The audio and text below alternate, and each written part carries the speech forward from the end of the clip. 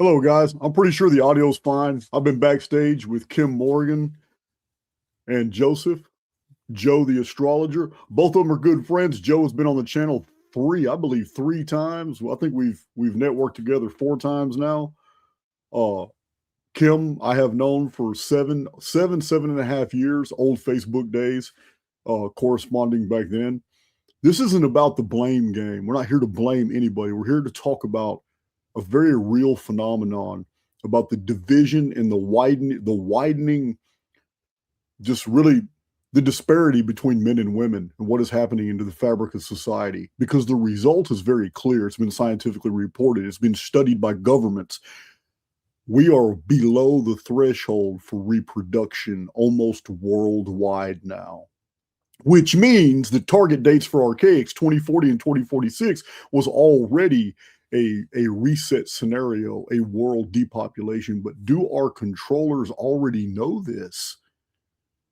Do they already know that this is the target date for repopulation? Because this is where we're heading right now. These are the dates experts are throwing out right now. The 2040 through 2050 period, where the world's population is going to take a significant dive because babies are not being born. Anyway, this is what we're going to be talking about from different perspectives. And I'm going to go, without further ado, I'm going to introduce my guests. You guys know Joseph, Joe the astrologer, and I want to introduce a mutual friend. We both know her. This is Kim Morgan. Hello. How you guys doing? Hi, guys. I'm doing good. Well caffeinated. How about you guys?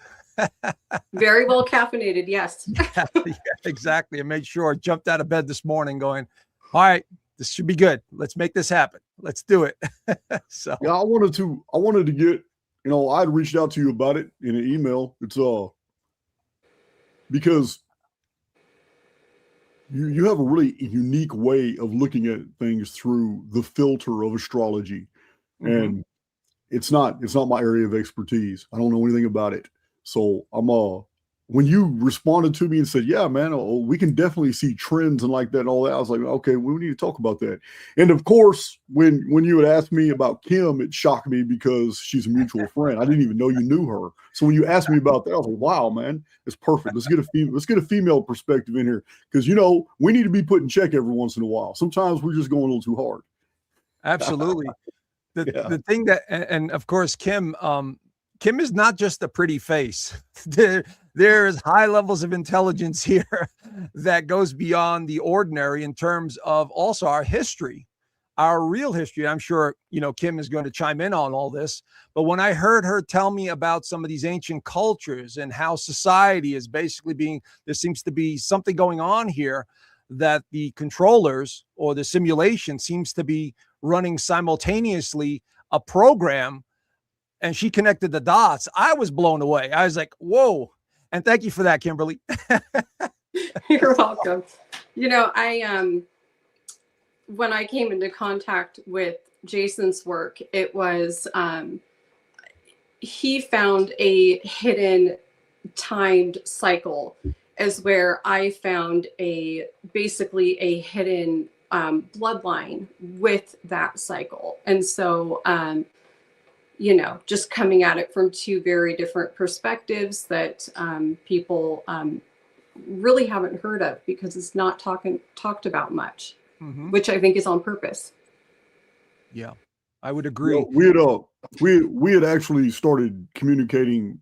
Well, I had a lot of problems when I was first released from prison.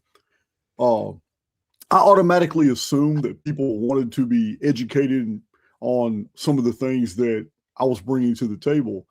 And at that time, about 100% of the online communities, Facebook included, everybody believed the Anunnaki timeline was hundreds of thousands of years because this is all they've ever heard from Zechariah Sitchin, Earth Chronicles.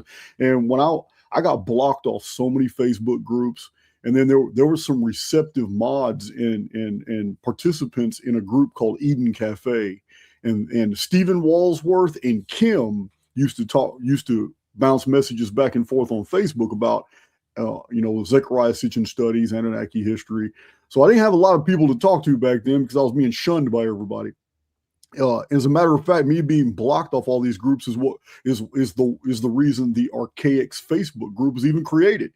I can't get blocked off my own group. So after I put 600 posts on the Archaics Facebook group, Facebook blocked me. Of course. Facebook took me off. Yeah. Of course. Well, you know, the thing that I discovered years ago, and I'm sure both of you could understand this, is that the deeper you go down the rabbit hole of truth, the more it becomes difficult to talk to the average person. Family members, friends, you know, associates, they start looking at you like you're crazy, you're a conspiracy nut job, and then you know, you become the outcast. Now, I know my whole life that I felt different. You know, there's something about me that I don't know. I was supposed to talk about something. I was supposed to present information, and I just kept ignoring it. Like so many others, I chased the money, I chased the things, I chased everything. And not until I got into my, I would say, early 40s that I really started to see the connection between something is controlling us, something beyond our comprehension. And I started diving deeper and deeper and deeper. And that's when you start becoming more isolated. And you have to, because you're connecting with the source within yourself, your higher consciousness, whatever you want to call it, you're tuning into it. So I've discovered this. I'm sure I know Jason has, I know Kimberly has. Mm-hmm. And so we come to this realization once we get to a certain point of understanding something within ourselves, then we begin to ask questions and we get answers. For me, it was the astrology, because somehow I knew this stuff. It just came too natural to me. Within 1 year, I learned so much about astrology. And then I began to see the patterns. I began to see the symbolism in all of it. And we're going to talk about that today, how generationally there are definitely different patterns that evolved that influence generations. So it is a strange time, because we're entering that time now where we're supposed to look deeper. Society is meant to look deeper. But unfortunately, and Kim and I talked about this so many times, many people don't have the capacity to look deeper. They don't have it. There's something about their consciousness or their timeline that they came in on. They just don't know how to look deeper. And they don't know how to be discerning either, looking at information, whether it's true or not, or, you know, and it's sad to see. But this is a time, as I've mentioned so many times on my channel, and, you know, Jason and I talked about it last time, Kim and I have talked about it. It's the Great Awakening. No matter how you slice it, it's the Great Awakening. And we're starting to realize how things work, the cycles work, how patterns are evolving. And so this is my message to everybody. You know, remember who you are. You're some sort of spirit in a suit having an experience. And remember, you have a connection to the cycles, the patterns, the simulation, but that's not who you really are. I mean, that's the conclusion I've come to when it comes to, you know, social media and getting information on. Yes, it could get very frustrating, Jason. Oh my God, it can get frustrating. I absolutely agree. I heard you say something without saying it just now, and that's the gulf between the spirit and matter. And what we're dealing with right now is declining birth rates. It doesn't matter what's to blame. We can talk about feminism. We can talk about all the different elements of society today that are contributing to this factor. I don't want to play the blame game, but men are from Mars. Women are from Venus. There are fundamental differences between males and females. Mm-hmm. But you just said it without saying that it's the Great Awakening. Well, that implies spirit. Spirit is the opposite of matter. This is exactly what's happening in our society right now. The more people are waking up, the less they are paying attention to their biological impulses. It's not so much that women and men hate each other. Yeah, there is some of that, but it's misdirected. What I'm seeing more and more is people are internalizing, and it's causing certain echelons of females and males to panic. It's causing certain loneliness epidemics among males and females, but I'm seeing something else. I'm seeing people circling their wagons for different reasons. And one of them is, it seems like the more spiritual a people get, the less they give a damn about reproduction, period. Mm-hmm. It's just something I'm seeing. What do you think, Kim? Well, going back to what you said about the blame game, I actually do think that we should play the blame game.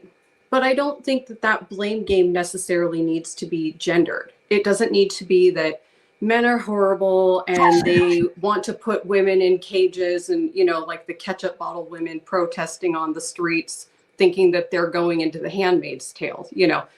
And at the same time, women aren't all horrible either. I think that the blame game, we have to identify it. There is a nexus for this crisis that we're in, because it is a crisis when men and women hate each other, or they do not see a need for each other. That is essentially death in the broad, you know, 30,000 foot view. That is essentially death. And so if we can say, yes, I do want to participate in the blame game, but I want to find the nexus. I want to find where this came from. And, you know, people will say, you know, this came in the 60s with the sexual revolution, or what have you. And I don't think that is true. I think that what we have is, well, let me boil it down like this, because I've given this a lot of thought, is that I think we are living through very complex psychological warfare operations that are on cycles. And with that, there has to be baked in propaganda that can be very easily triggered. And how it is very easily triggered is through ancient texts, which is what I obsessively read. I'm constantly trying to find patterns and clues. I'm like a weird Columbo from the 1990s sitcom, reading like Babylonian texts, and it's amazing the things that pop out at me. And so if we have this simple notion, which I call the ancient war propaganda, which can be triggered so quickly, and once it's triggered, we've got this advanced psychological war playbook that just starts rippling out and out and out and out, and you just cannot get it to stop. And I do believe that, and I could really make some people mad, but I don't always make friends, but I do always tell the truth to the best of my ability, which is that we had two things that happened in the biblical origins text, which is, first, that man was created and women were only created as basically a afterthought. Oh, well, this man needs someone, so I'll create her so she can help him. That is quite a pervasive. It's small and it's subconscious, but it sinks into the heart and the spirit of every man, woman, and child that is in an Abrahamic society, which we are. And so if that is true, then we have to go to the next psychological playbook in the Bible. And I've actually traced this back to Babylon and the Akitu festival, which is, there must be a scapegoat. It isn't just that we are in these playbooks that are polarizing, where we've got these dualities. It's that then there has to be a scapegoat. And if roughly 50% of the population is men and the other half is women, but then women are scapegoated because they're the reason that Satan runs the world because Eve took a bite of an apple, we've got a very serious problem here. And the consequences they're truly unending. Oh, I agree. The whole women were made from the rib of Adam. I've addressed this on my channel. It is entirely a patristic statement. It's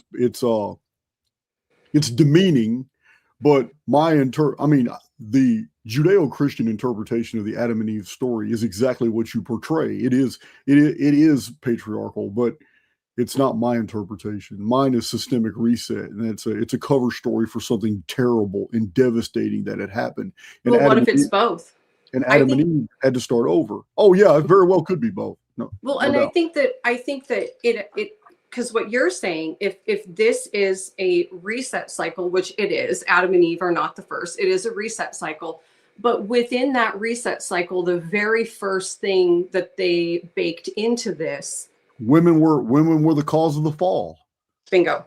So Absolutely. I agree with we you. have the scapegoat psychological warfare playbook, just over and over and over again. And as soon as that gets out, it's like, you know, when you drop a rock in a pond of water, the ripples, they just ripple and ripple and ripple. And how do you get it to stop? Yeah, I'm going to agree. Oh, I would agree as well. There's absolutely a psychological component to this reality.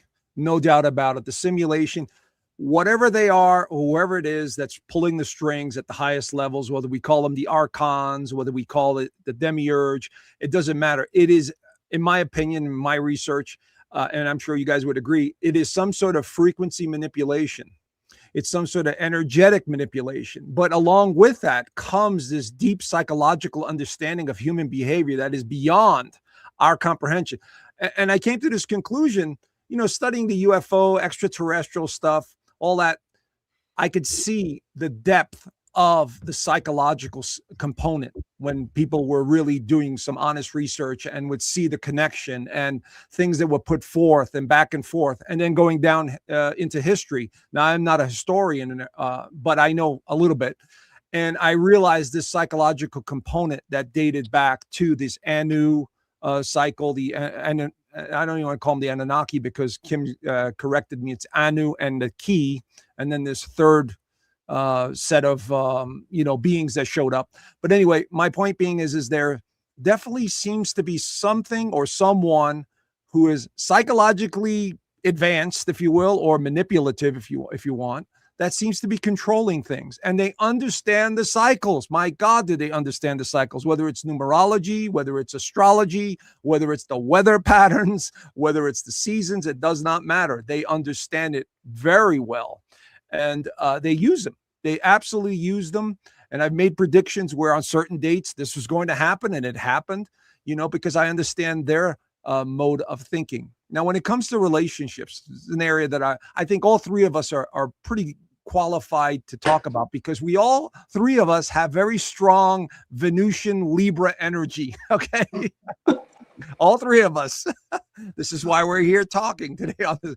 And if you understand astrological symbolism, Venus is the goddess, you know, the love, the lover of partnerships and so on. And so this is one component, but there's another one. In astrology, the planet that represents psychological change, sexuality, is Pluto or Hades. And maybe Kim could connect it to some of the ancient cultures, you know, and Jason, you want to chime in? Absolutely. And when we look at, as astrologers, we look at the cycles of Pluto, we absolutely could see the psychological side of humanity for that period of time. Okay. And that's how we view it. And I mean, I created some lists here, and I'll go into it later, but basically we could see the progression going on of how society began to change its way of thinking, and how it looked at sexuality and how it transformed. I could clearly see it. I'm sure you guys could see it as well once I present the information, you know. And so we see this, and I think Kim is exactly correct. It dates way back because it's been the same manipulated, the same playbook that they understood and kept moving forward. Okay, we're going to get into this era and humanity's going to wake up more. They're going to become a little more spiritual right before the reset occurs. Okay, we could do this, this, and this. Let's condition them this way. So somebody or something is absolutely influencing the psyche of humanity. Without a doubt, Jason.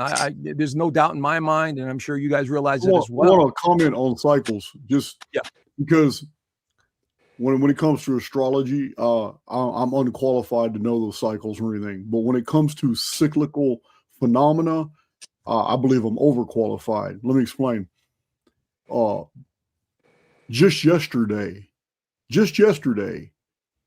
it's inexplicable how I go through these phases where for about a day and a half sometimes in my life, 2 or 3 times a month, it does not matter how prodigious my energy is. I'm a high energy guy. It's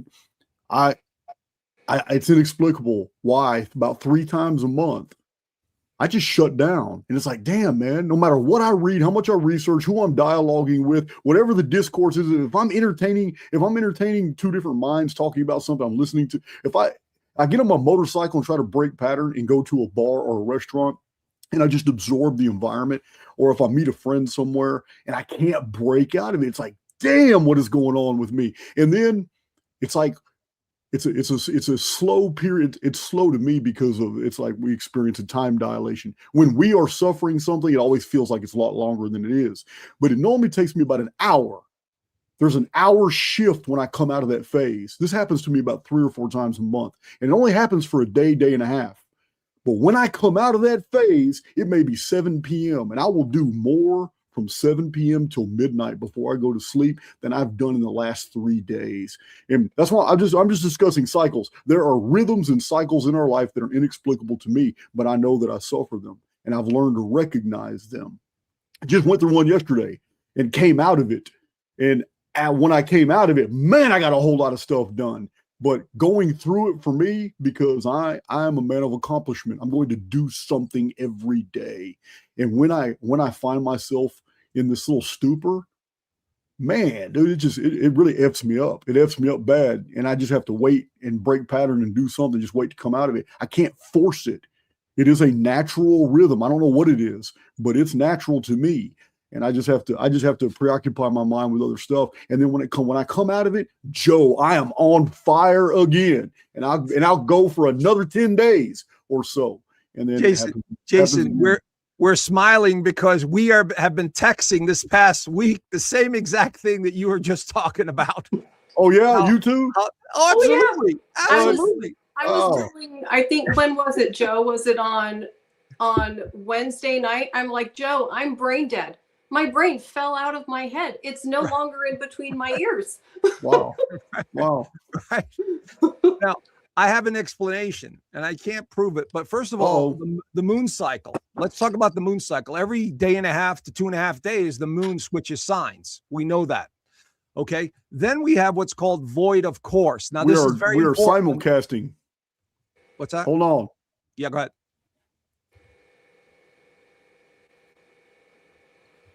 That sometimes that happens when you simulcast. All right. Are we good? Yeah, we're good. Yeah, we're good. Okay. So that moon cycle, very important. Okay. Whatever it's doing, it's pulling on the Earth's magnetic fields. It's pushing the waves, the water, whatever you want to call it. Okay. So every day and a half to 2 days, that moon makes a difference.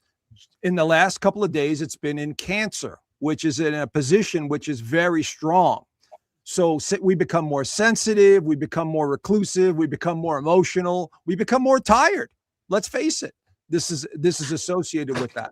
Then once the moon cycle changes or comes out of what's called moon void of course just means it's not making any connections to any other planetary bodies, any major aspects. And I've done this over and over again. I've noticed the connection between my energy level and that moon cycle, no doubt about it. And so it's been so strong in the last couple of days where, Kim and I talked about this. One day I shot up out of bed at 5:30 in the morning and got more done in the entire day. Natural energy. The following day I crashed. I couldn't move, couldn't get out of bed, couldn't do anything. Not out of bed, but I mean, just lazy. So what I'm saying is we are so in tune with these cycles, these planetary symbols that are pulling on energy. And so, I suggest to people just understand the basics, understand the moon pattern, understand your ruling planet. By the way, Mercury is the ruling planet of Geminis, and it is slowing down to go retrograde. What does that mean? It's dropping behind the Earth. It's slowing the energy down. So when the moon is tugging on Mercury or pulling on something else, symbolically, it represents the energy moving and shifting. And we will go through those patterns. Now, there's another element here, which I brought up. Something with the sun. The sun is not just this pretty orange ball in the sky. There's something going on with its frequency. It seems to be changing, possibly because of these objects that are coming in, Jason, that are pulling on it, that are moving it, that are doing something to the simulation, that are causing it to change.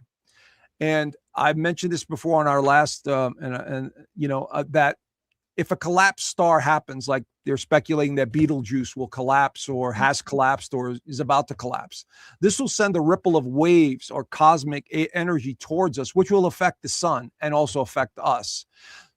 And again, this is a possibility. And I'm only pointing these out because of the cycles and the patterns that seem to influence our behavior, seem to be correlating to the astrology, whether we like it or not, whether it's, accurate or not. There seems to be something there that is absolutely affecting us. Wouldn't you say, Kim? Go ahead. I agree. Kim, are you? Yeah, I'm just saying. I mean, this whole week, it's just been this roller coaster ride of energy, and I could feel it. And now we're going into a bigger cycle because on the 21st, we go into the summer solstice where now the sun is at its highest peak in the northern hemisphere, and we should start feeling a little bit better. But then again, Mercury's going to go retrograde. Well, I was born on Mercury retrograde, so it usually doesn't get me down too much. And Jason and I are both Gemini mega bosses, so I'm like hoping for the best. But it's not just an intellectual energy though. It's in my own personal life. So it's so weird. It's so weird because I have been so anti-metaphysical and anti-mystical for so long. Now that I'm starting to pay attention to these little rhythms, it's my financial life, my personal life. I can even go even more personal than that. It could be not so much romance. I really don't have a romantic life at all, but I'm a flirter. I'm not going to lie. I do flirt.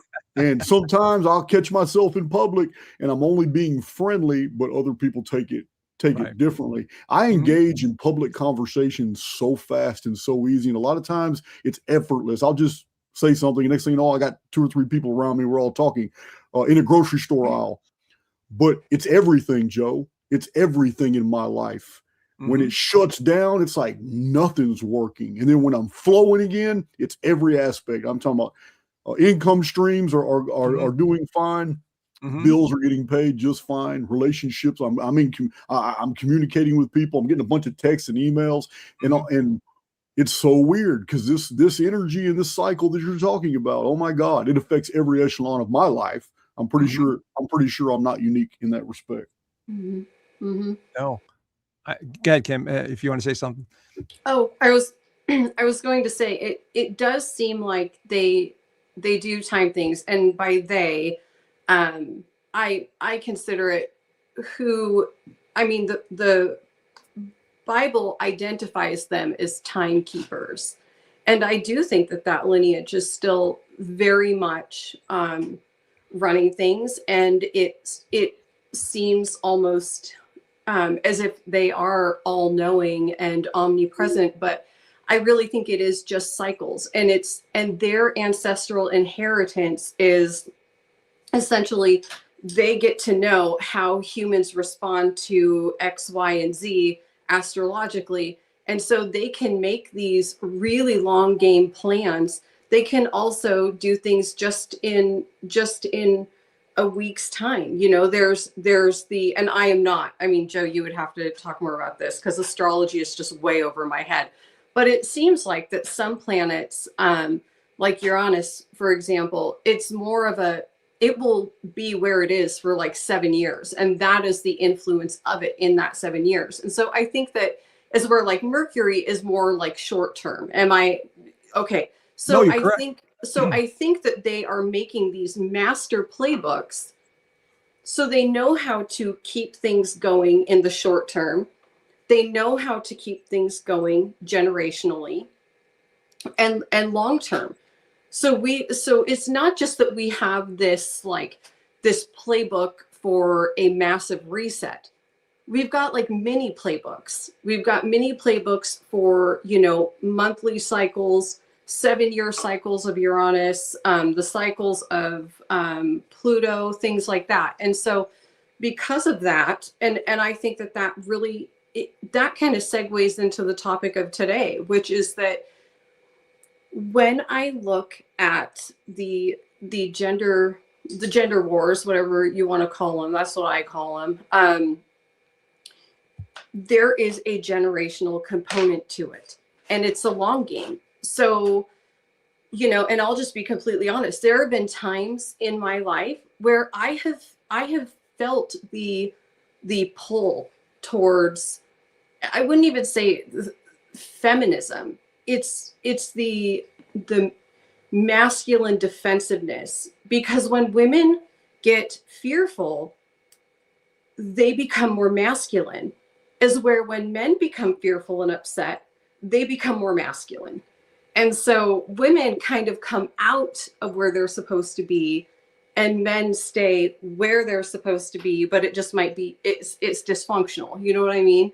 And so if we have these cycles that are, you know, like I said, the short term, midterm, long term, they will know how to, and I do think women are actually more targeted, and I might get some pushback for that, but I do think that women are more targeted because we respond in a masculine way. And so we come out of our spiritual role in this world, and then that feminine role disappears, and then we just have chaos. And it doesn't mean that masculinity is bad.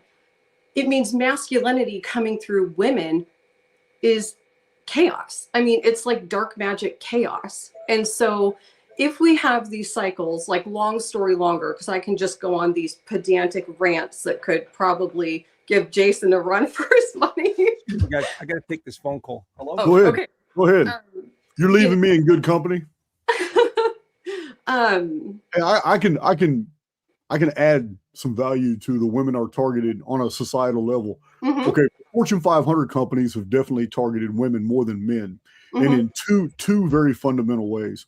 One of them is in building up the idea that a woman of value must look a certain way in public, have her nails done, have her hair done, they have mass marketed these Mm-hmm. mega billion-dollar campaigns to get females to buy all these products. At the same time, they have slaved the female population to the receive now, buy later phenomenon.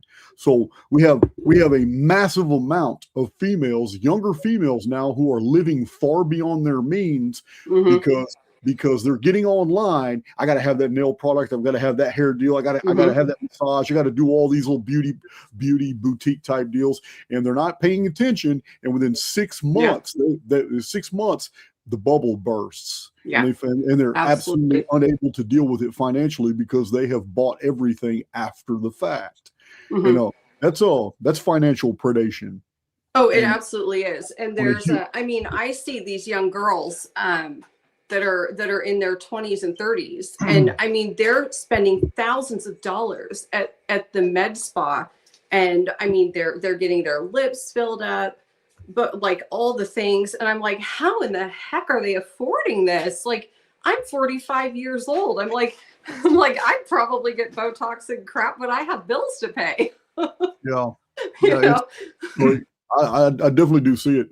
But I do think that women, so when we're talking about multi-generational psychological warfare hitting women hard, I'll give an example that I see, and it's something that you may have spoke about in the underground video, which is that phenomenon of all these young girls thinking, I'm a 10, if a man wants to even come near me, he better be, have this 6 foot, 6 figures, 6-pack abs. He better have a boat. He needs to take me out to this fancy restaurant. Like, really, really entitled, and it's dehumanizing to men. It's extremely dehumanizing to men. And I don't think it's necessary, especially on a first date. Like, that is not necessary. That's not building human connection. But where did that mindset come from? It's easy to point the finger at these girls and be like, wow, you entitled little. But it came from somewhere. And I propose that it came from my generation. Now, when I was like a teenager, I would turn on the TV and it would be Girls Gone Wild everywhere. It would be Victoria's Secret models everywhere. It would be Britney Spears, who was a young girl, and Victoria Beckham, who was rail thin, being told she was fat and to get on a scale. And when you are a young woman who, I mean, I was in that phase of, I wasn't a woman, I wasn't a child, I was trying to figure out who I was, and I mean, not to sound like super egotistical, but I was a darling little teenager. You know, I was absolutely darling. I felt so ugly. I felt so fat. I felt so ashamed of myself because I wasn't hypersexualized. And I didn't know what to do. I didn't know how to show up in the world. And so I think because of that, a lot of women in my age, not me, but a lot of women my age, that became a fear response where they became masculine and they started raising their daughters and saying, no man is going to tell you your worth. You're a 10, you're a queen, you're this, you're that. And it's like, well,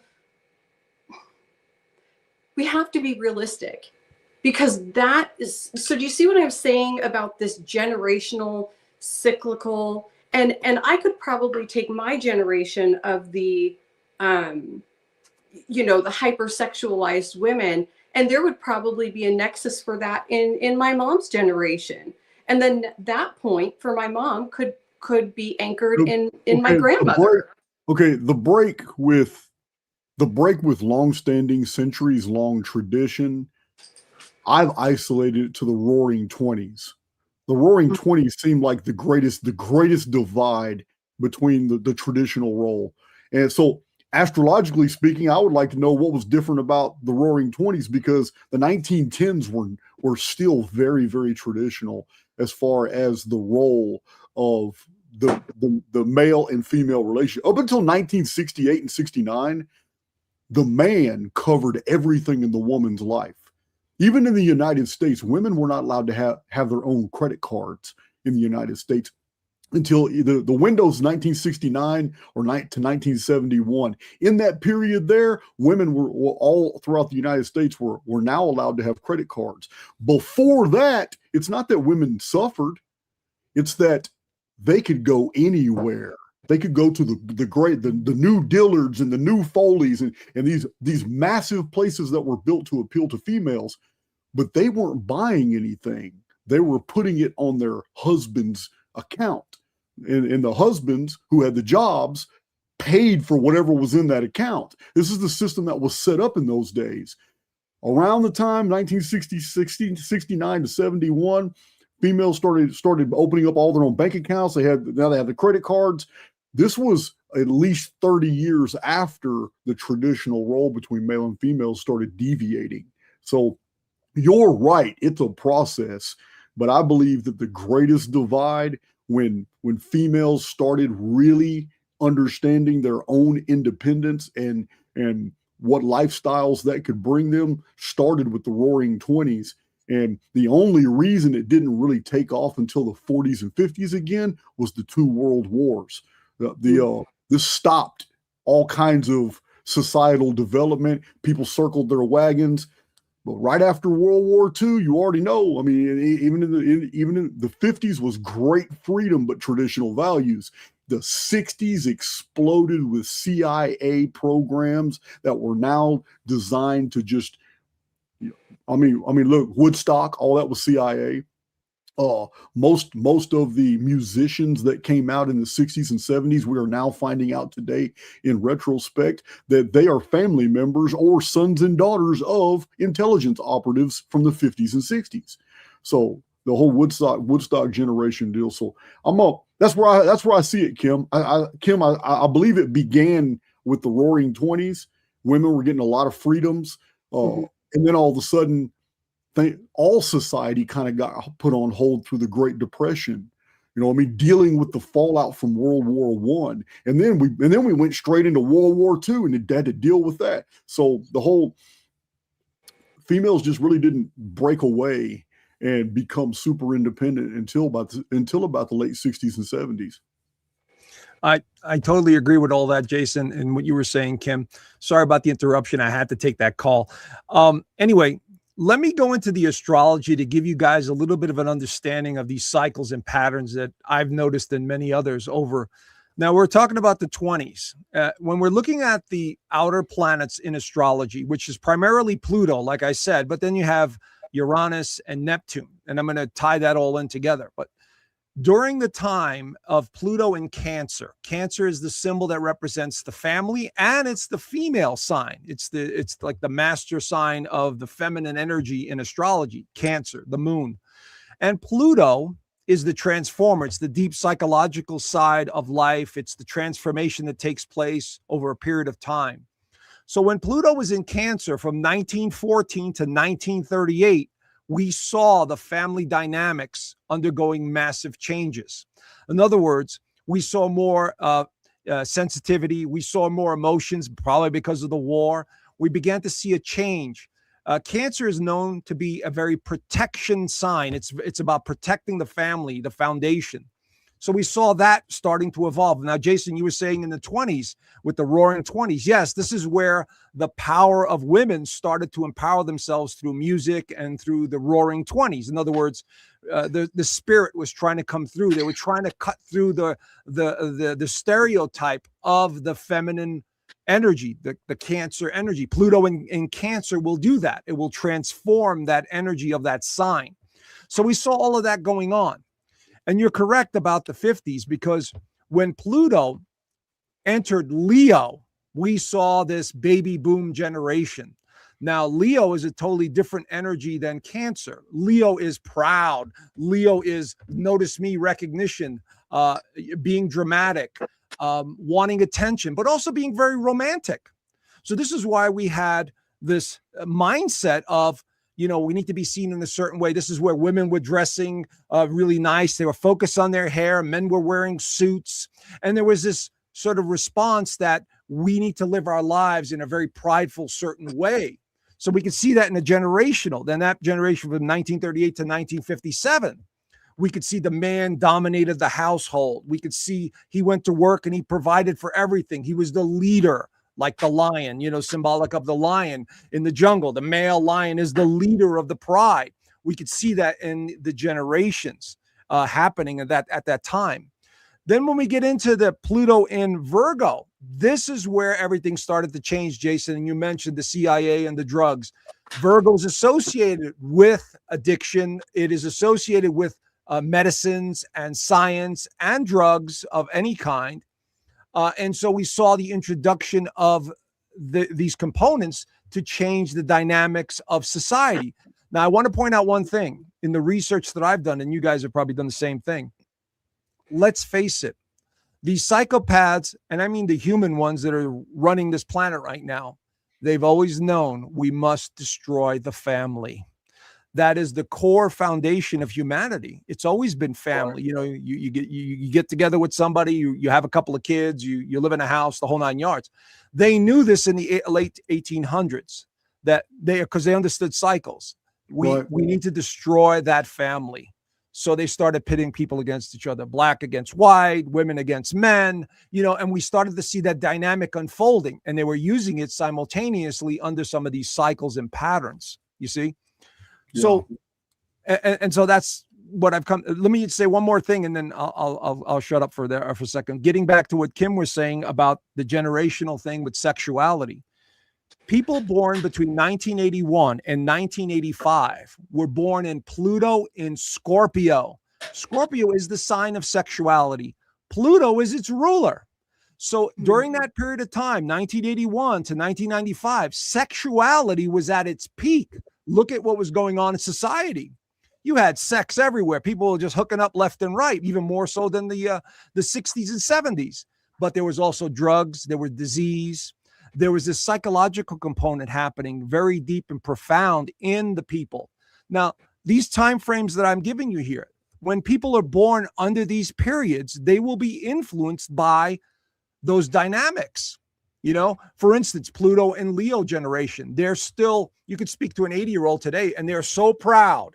I got to be seen in a certain way. This is the old men that do the comb over with their hair, or get the toupees. They don't want to be seen in a negative light. You follow? Right. And the same with the Pluto and Scorpio generation. These are the kids. I've noticed this pattern. They would dress dark black because black is associated with Scorpio. And they would be very psychological, very deep, very profound. And they would have schizophrenic sort of behavior because they're reaching a level of understanding that most people don't understand. It's so deep and profound. So what I'm saying, guys, is, and I've got more notes, I'll go into a little bit more, but each one of these generations seems to be influenced by these outer planets in human society. It's a symbolic sort of, a look at how society is behaving. Does that make sense, guys? Yeah. Somebody made a really good comment too in the chat. A couple people did about the 1950s and about World War II. I didn't even think about it, but they're absolutely correct that World War II is when women really got a taste of not just the workforce, but the paychecks, because the men were gone overseas. And if men weren't fighting overseas, they were still doing support, military support. And that we saw whole factories full of tens of thousands of females making munitions and tank, jeep, and machine and aircraft parts. So yeah, that's I didn't even think about that, but I should have caught on to that. But it's true. World War II in the 50s, women got a taste of that industrial life. So they were doing the labor. But they were also making really good paychecks. Yeah. And that's when things started to change dramatically, because what was happening is that the roles were being changed artificially. Again, one of the things that they proclaimed that they were going to do was get women into the workforce. This was Nicholas Rockefeller making this statement before he died. Said one of the things we wanted to do was to get women in the workforce. And it was, again, to break up the family. It would destabilize the family. Exactly. Unit, yeah. Right. And so what happened is the roles started to change. And like Kim was saying earlier, things were changing dynamic, the psychological component of, are we supposed to go to work? Are we supposed to stay home and have babies? Or, is the male supposed to lead? So everything was becoming more in question. Everything was becoming more uncertain. And then we hit the 60s with the drug revolution and the sexual revolution. It was a free-for-all because drugs were now introduced and to cause more change to society. But something strange happened in the 70s. This was the Pluto and Libra generation. Libra is the sign of romance and relationships. Notice how many love songs we had in the 70s, guys, right? Every other song was about love or a partnership or a relationship. Listen, I'm probably biased, but the 70s and 80s to me put out the best music ever. I would agree. I'm probably biased because, I just remember the 70s and 80s, but it was happening. 70s, to me, the 70s and 80s, we were the most free. Although older people were going to argue the 60s, and I can't argue, I can't contend with that. Right. But to me, it seemed like the 80s. But yeah, I'm probably just biased. No, well, I'll just throw a wrench in that and say that I think it was 90s grunge music because I grew up in the 90s in Seattle. Right. Yeah. Well, I think each generation. generation. It does go by age because she's younger than us. She's younger than we are. So yeah, I'm 45. So our preferences are going to be solely different. Because I'm going to be honest with you, I did not like the music of the 90s, but. Again, I am an anomaly. I was in prison by 1990. I was 17 years old. So when I did hear the music of the 90s, I was not impressed. But yeah. So I'm probably biased in that way. Well, think about this, guys. When we grow up, what's the best time of our lives? Isn't it really before the age of 20, maybe up to 25? Yeah. And we associate it with the music, the family, the friends, the food. That's generally how we were all brought up. Now those dynamics have changed dramatically. Now with the big corporations running everything, with big government telling you everything that you need to do and so on and so forth. So we've lost our direction as individuals, and where we fit in. And this is one of the reasons why I think People are not having as many children. The birth rate has gone down. But there's another reason, guys. Let's not discount the fact that our food and water has been poisoned for the last 100 years and altered, genetically altered. You know, we know that male testosterone has gone down. We know all those seed oils are affecting male's testosterone. And it's enhancing the masculinity on the women's side. Like Kim was saying earlier, that women are becoming more aggressive because of what's happening to the food. You know, I believe that they're eating more red meat or whatever that's being genetically altered. And it's also, we can't discount the fact that they're being changed, physically. Does that make sense, Kim? Well, I think if they're psychologically groomed to change, and if they're placed in a world that is, it is a masculine world. And I don't mean that men created it. I actually think in large part, the feminists created it, because it was less about women and motherhood and connection and leaning into our feminine gifts of, being the emotional anchor and the spiritual anchor of the home, which is a high honor. And that there's a level of reverence that comes with that when women do it and do it well. And all of that was then put on the back burner as, oh, well, that's what stupid women do. The smart ones get careers. And so I would say, and oftentimes this doesn't make me very popular with women to say it, that they kind of, they erased a lot of the feminine component to our world. And it was a reaction, I believe, just based on life experiences, and that I have so many close friendships with women, that men and women are in a reactive state with each other. And when you are in a reactive state, you're not logical. Everything becomes visceral. It's that 0 to 100 escalation. And so now we have a society where the feminine has been erased. I can think about when I was a kid. And in fact, I was talking about this with my best friend recently, that, every fast food restaurant had a big playground. Everywhere was geared towards families and children. I remember growing up, and my mom would take us to like Dairy Queen or whatever, and me and my friends would sit and play for hours on the playground. Well, our mothers would connect with each other, and they would build this feminine community. That is no longer visible in society. Does it still happen with some women?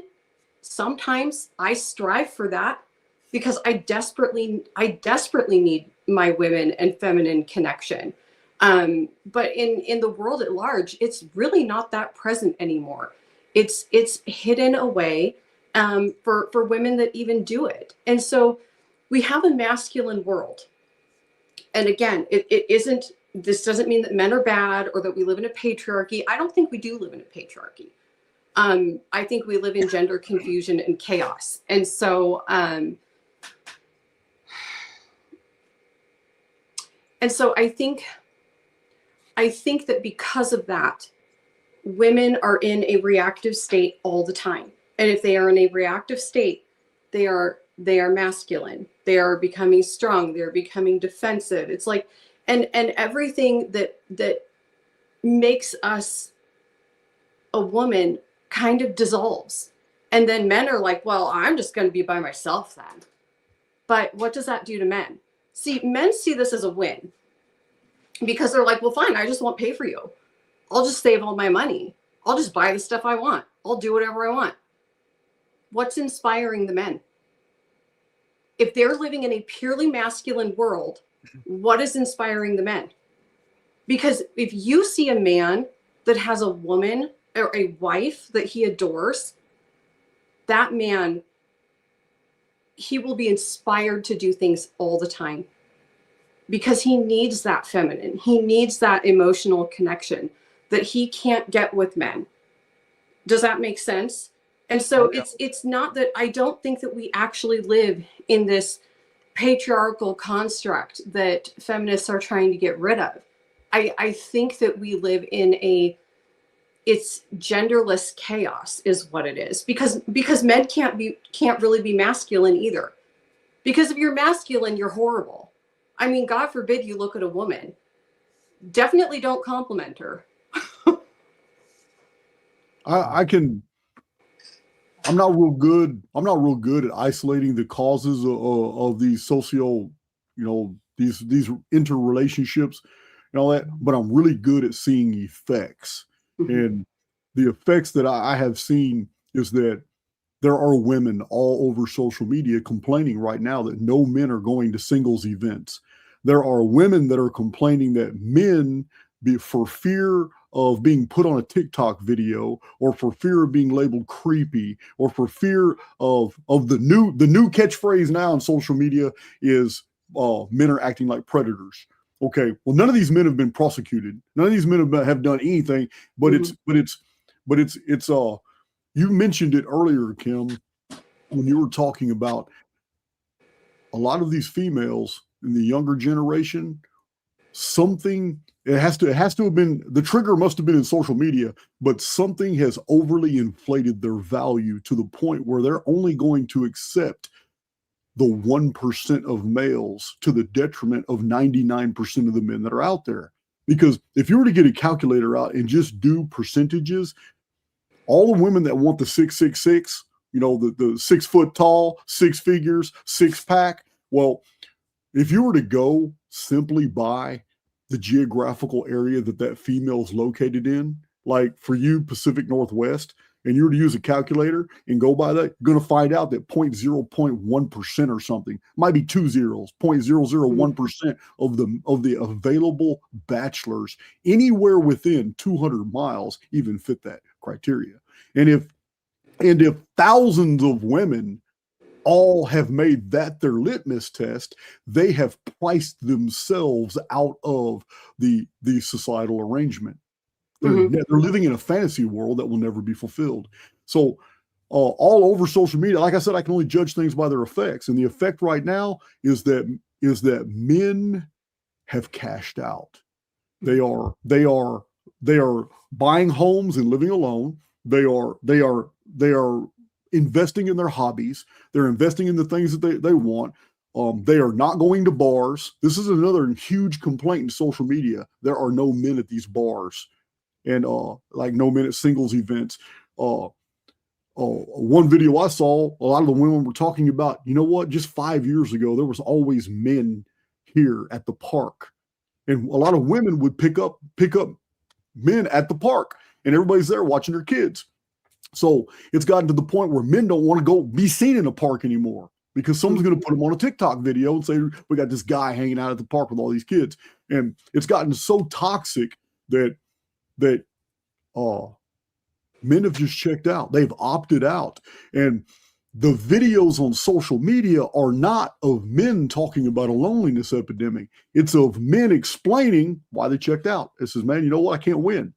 If I do this, it's either or. Neither one of them are beneficial to me. If I go and opt to do this decision, it's going to be translated as this, and there's no third translation that's favorable to me.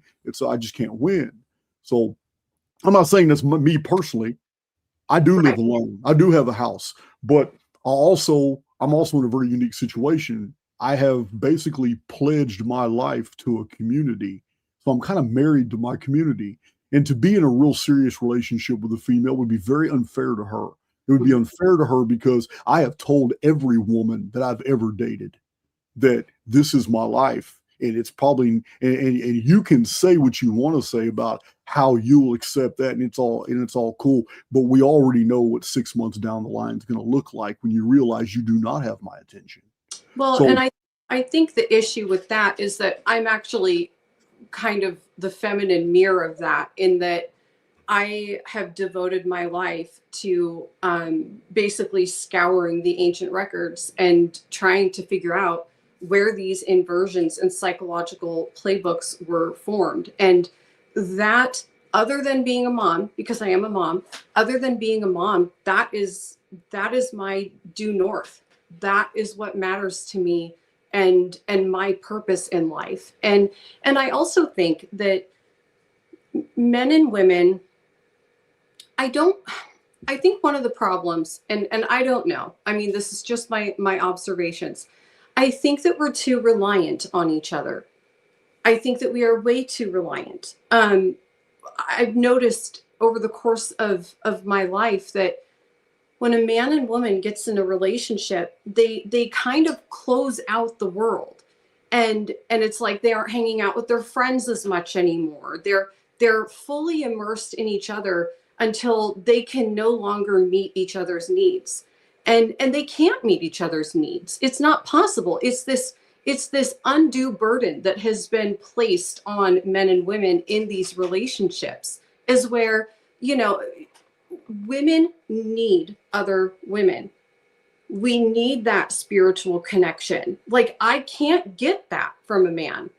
And I don't want it, because then he would become my girlfriend. And I'm not a lesbian, not physically or psychologically. And so I think that humans, both men and women, they have to diversify where their emotional fulfillment is coming from. And until they do that, not only are they placed under one roof together where they are competing with each other for rank because of this Yahwistic narrative that women were created to as an afterthought for men, but they're not able to connect with each other in the way that men can connect with each other, and the way that women can connect with each other. And so I believe that if we diversify, if women can stop being afraid to be feminine again, then I think that we could actually come together again. It would take a lot of work, but I am solutions oriented. And it's why I think about these things the way that I do.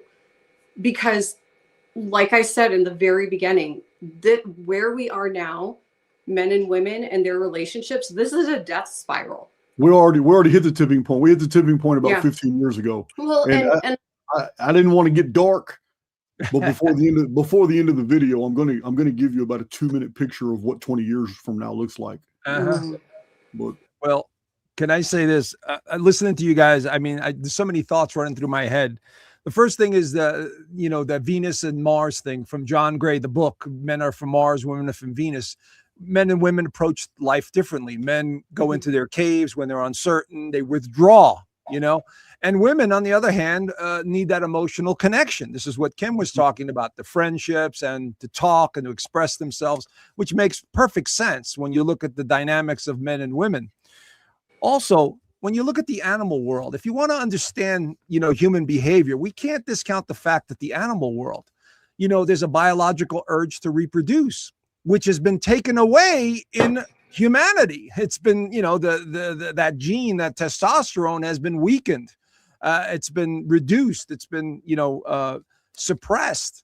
So it's been artificially done, because remember, the controllers of this planet or this simulation believe there are too many people on the planet and we're reproducing like rabbits.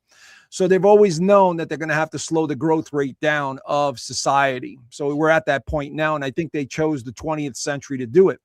Now, when we fast forward to the 21st century, and this ties into what you were saying, Kim, which is excellent, the genderless society. Actually, it fits into the astrology. The astrology. Yeah, absolutely. Everything. Listen, I can explain everything in the astrological terms, because these are the cycles that seem to be influencing us. And so I could give you dates on when this genderless society began to occur. And it ties into today's youth, how they believe there are 57 genders, how there's no such thing as male and female anymore, and all that stuff. And it really started in 1995 with the outer planets, once again, being heavily influenced or symbolically representing major change. And I'll give you an example. Uranus is the planet of innovation, change, rebellion. It's about doing things in an unusual way. In other words, not doing the same repetitive thing over and over again. So in 1995 to 2003, Uranus entered its own sign of Aquarius. So what started happening to society? They started to change their outlook on traditional male and female relationships. This is where there's this explosion of sexuality, or looking at the world differently, or not wanting to be in relationships, being attracted to the same sex, individuals. And that's where it actually started in 1995. So we started to see this group of kids, or this young youth, saying, no, we don't want the traditional crap anymore. We don't want male and female. And they started acting differently subconsciously. These are the kids 23 to 31 years old. Okay. There's more. Neptune also entered Aquarius. Now, what does Neptune symbolically represent? Fantasy, illusion, unrealistic expectations, imaginations, spirituality. It also entered Aquarius in 1998. So now you have Uranus and Neptune simultaneously in the sign of Aquarius, which is strange, unusual. I don't want to do things the same way. You're not going to tell me what to do. I'm going to rebel. So we saw from 1995 to 2012, these kids being brought up saying, nah, we don't want traditional stuff. We don't want to fit in. No, we're not going to do it the way you tell us to do. There's this natural inclination to rebel against something. Does that make sense, guys? And yeah, so you're sitting there isolating the 27 club years too. All these right. You're familiar with the concept, right? Refresh my memory. Actors, actresses, and musicians that all died at 27 years old. These are all the years you're naming. This is when all of them died. I see. Okay, and that makes sense. It's just before the Saturn cycle, which is 29 years. Now, let me just fast forward real quickly. So we have that generation being brought up instinctively inside today going, I have blue hair. I have 57 genders. So it's coming out now. They're becoming more aggressive in nature. So they're not fitting in because it's built into them. We fast forward to 2011. Neptune enters Pisces. Imagination, fantasy, psychic abilities, spirituality. Now the illusion becomes even deeper. This is, like unrealistic expectations. This is imagination. This is, I see green people. I see, interdimensional beings. So what I'm getting at here is there seems to be a conditioning that's taking place since 1995 to today that these generations do not fit into this mindset, which is traditional in sense, going back to the 50s, 60s, and 70s. They don't fit in. They don't see this as I belong in this way of doing things. I don't want to do things in this way. And then Uranus entered Pisces as well in 2003. So these two planets symbolically changed the youth. It changed their perception, and it's a vibration, it's a frequency within them that they're here to change things, to make things different. And so this is how I rationalize it. Does that make sense to you guys? Well, I mean, those two decades are remarkable for the massive amount of marketing that was done that pushed that exact same behavior. Exactly, Jason. And there's one other thing, guys. In astrology, we have what's called mutual reception. When a planet is in a sign that is favorable to the other sign. So in astrology, 1998 to 2012, Uranus and Neptune were in what's called mutual reception. So Uranus was in Pisces and Neptune was in Aquarius. So they would what that does is it elevates the consciousness a little bit more. So we could see between 1998 and 2012 is where this foundation literally took hold. It grabbed on to society's youth and said, you're going to change. You're going to do things differently. You're not going to fit in. You're going to be different. You're going to withdraw. You're not going to reproduce. That's what I saw because of these astrology. And I have more, but I'm not going to keep rambling on. I'll let you guys talk too. But I do have something. I have something to contribute to that. Yeah. The animal kingdom. When males are not fulfilling their functions in the animal kingdom, especially among mammals, the female assumes the role of the leader of the little group community, the tribe. Now, there are also asexual characteristics in the world of entomology where if there just aren't enough males to perpetuate the continuity of the species, females develop the reproductive organs necessary, or they can actually produce pupas, larvae, eggs, or whatever without a male contributing, and the eggs themselves will be males. So there seems to be a balance too in nature, because you mentioned the animal kingdom, but that was an afterthought. What I really want to do is address something Kim said a minute ago that triggered me, talking about men and women and all that. I am wholly unqualified to tell you what I'm about to tell you, but I'm going to tell you anyway, because I'm going to tell it to you from the historical perspective, because that's what I am. I am a historian. So the dichotomy, this double aspect of male and female unifying to be one culture, it was worked out perfectly by the Greeks. The Greeks had the best structure known. They had no gender problems with male and female. I'm not talking about the isolated incidents we know from Greek texts of homosexuality. And I'm not talking about that bullshit. That's in every culture. I'm talking about the fundament between the structure of society between males and females. The Greeks had it perfect. This is how Greek society worked. Men and women in Greek society were basically kept apart during the daytime. In the daytime, there was almost no intercourse. Men would go about their business, doing whatever they had to do. You know, there's so many different types of work, just like there is today. Females would be together socializing with other females, and until 12 years old, the males were with the females. So the kids and the females would be together all day long. They would, making their outdoor ovens, and they're making the bread, and all they would do is spend the entire time together, socializing, family bonds, no men. Men were out doing everything. In the evening time, when the fast was broken, the women would bring all the food out. Every evening is basically a fuck fest.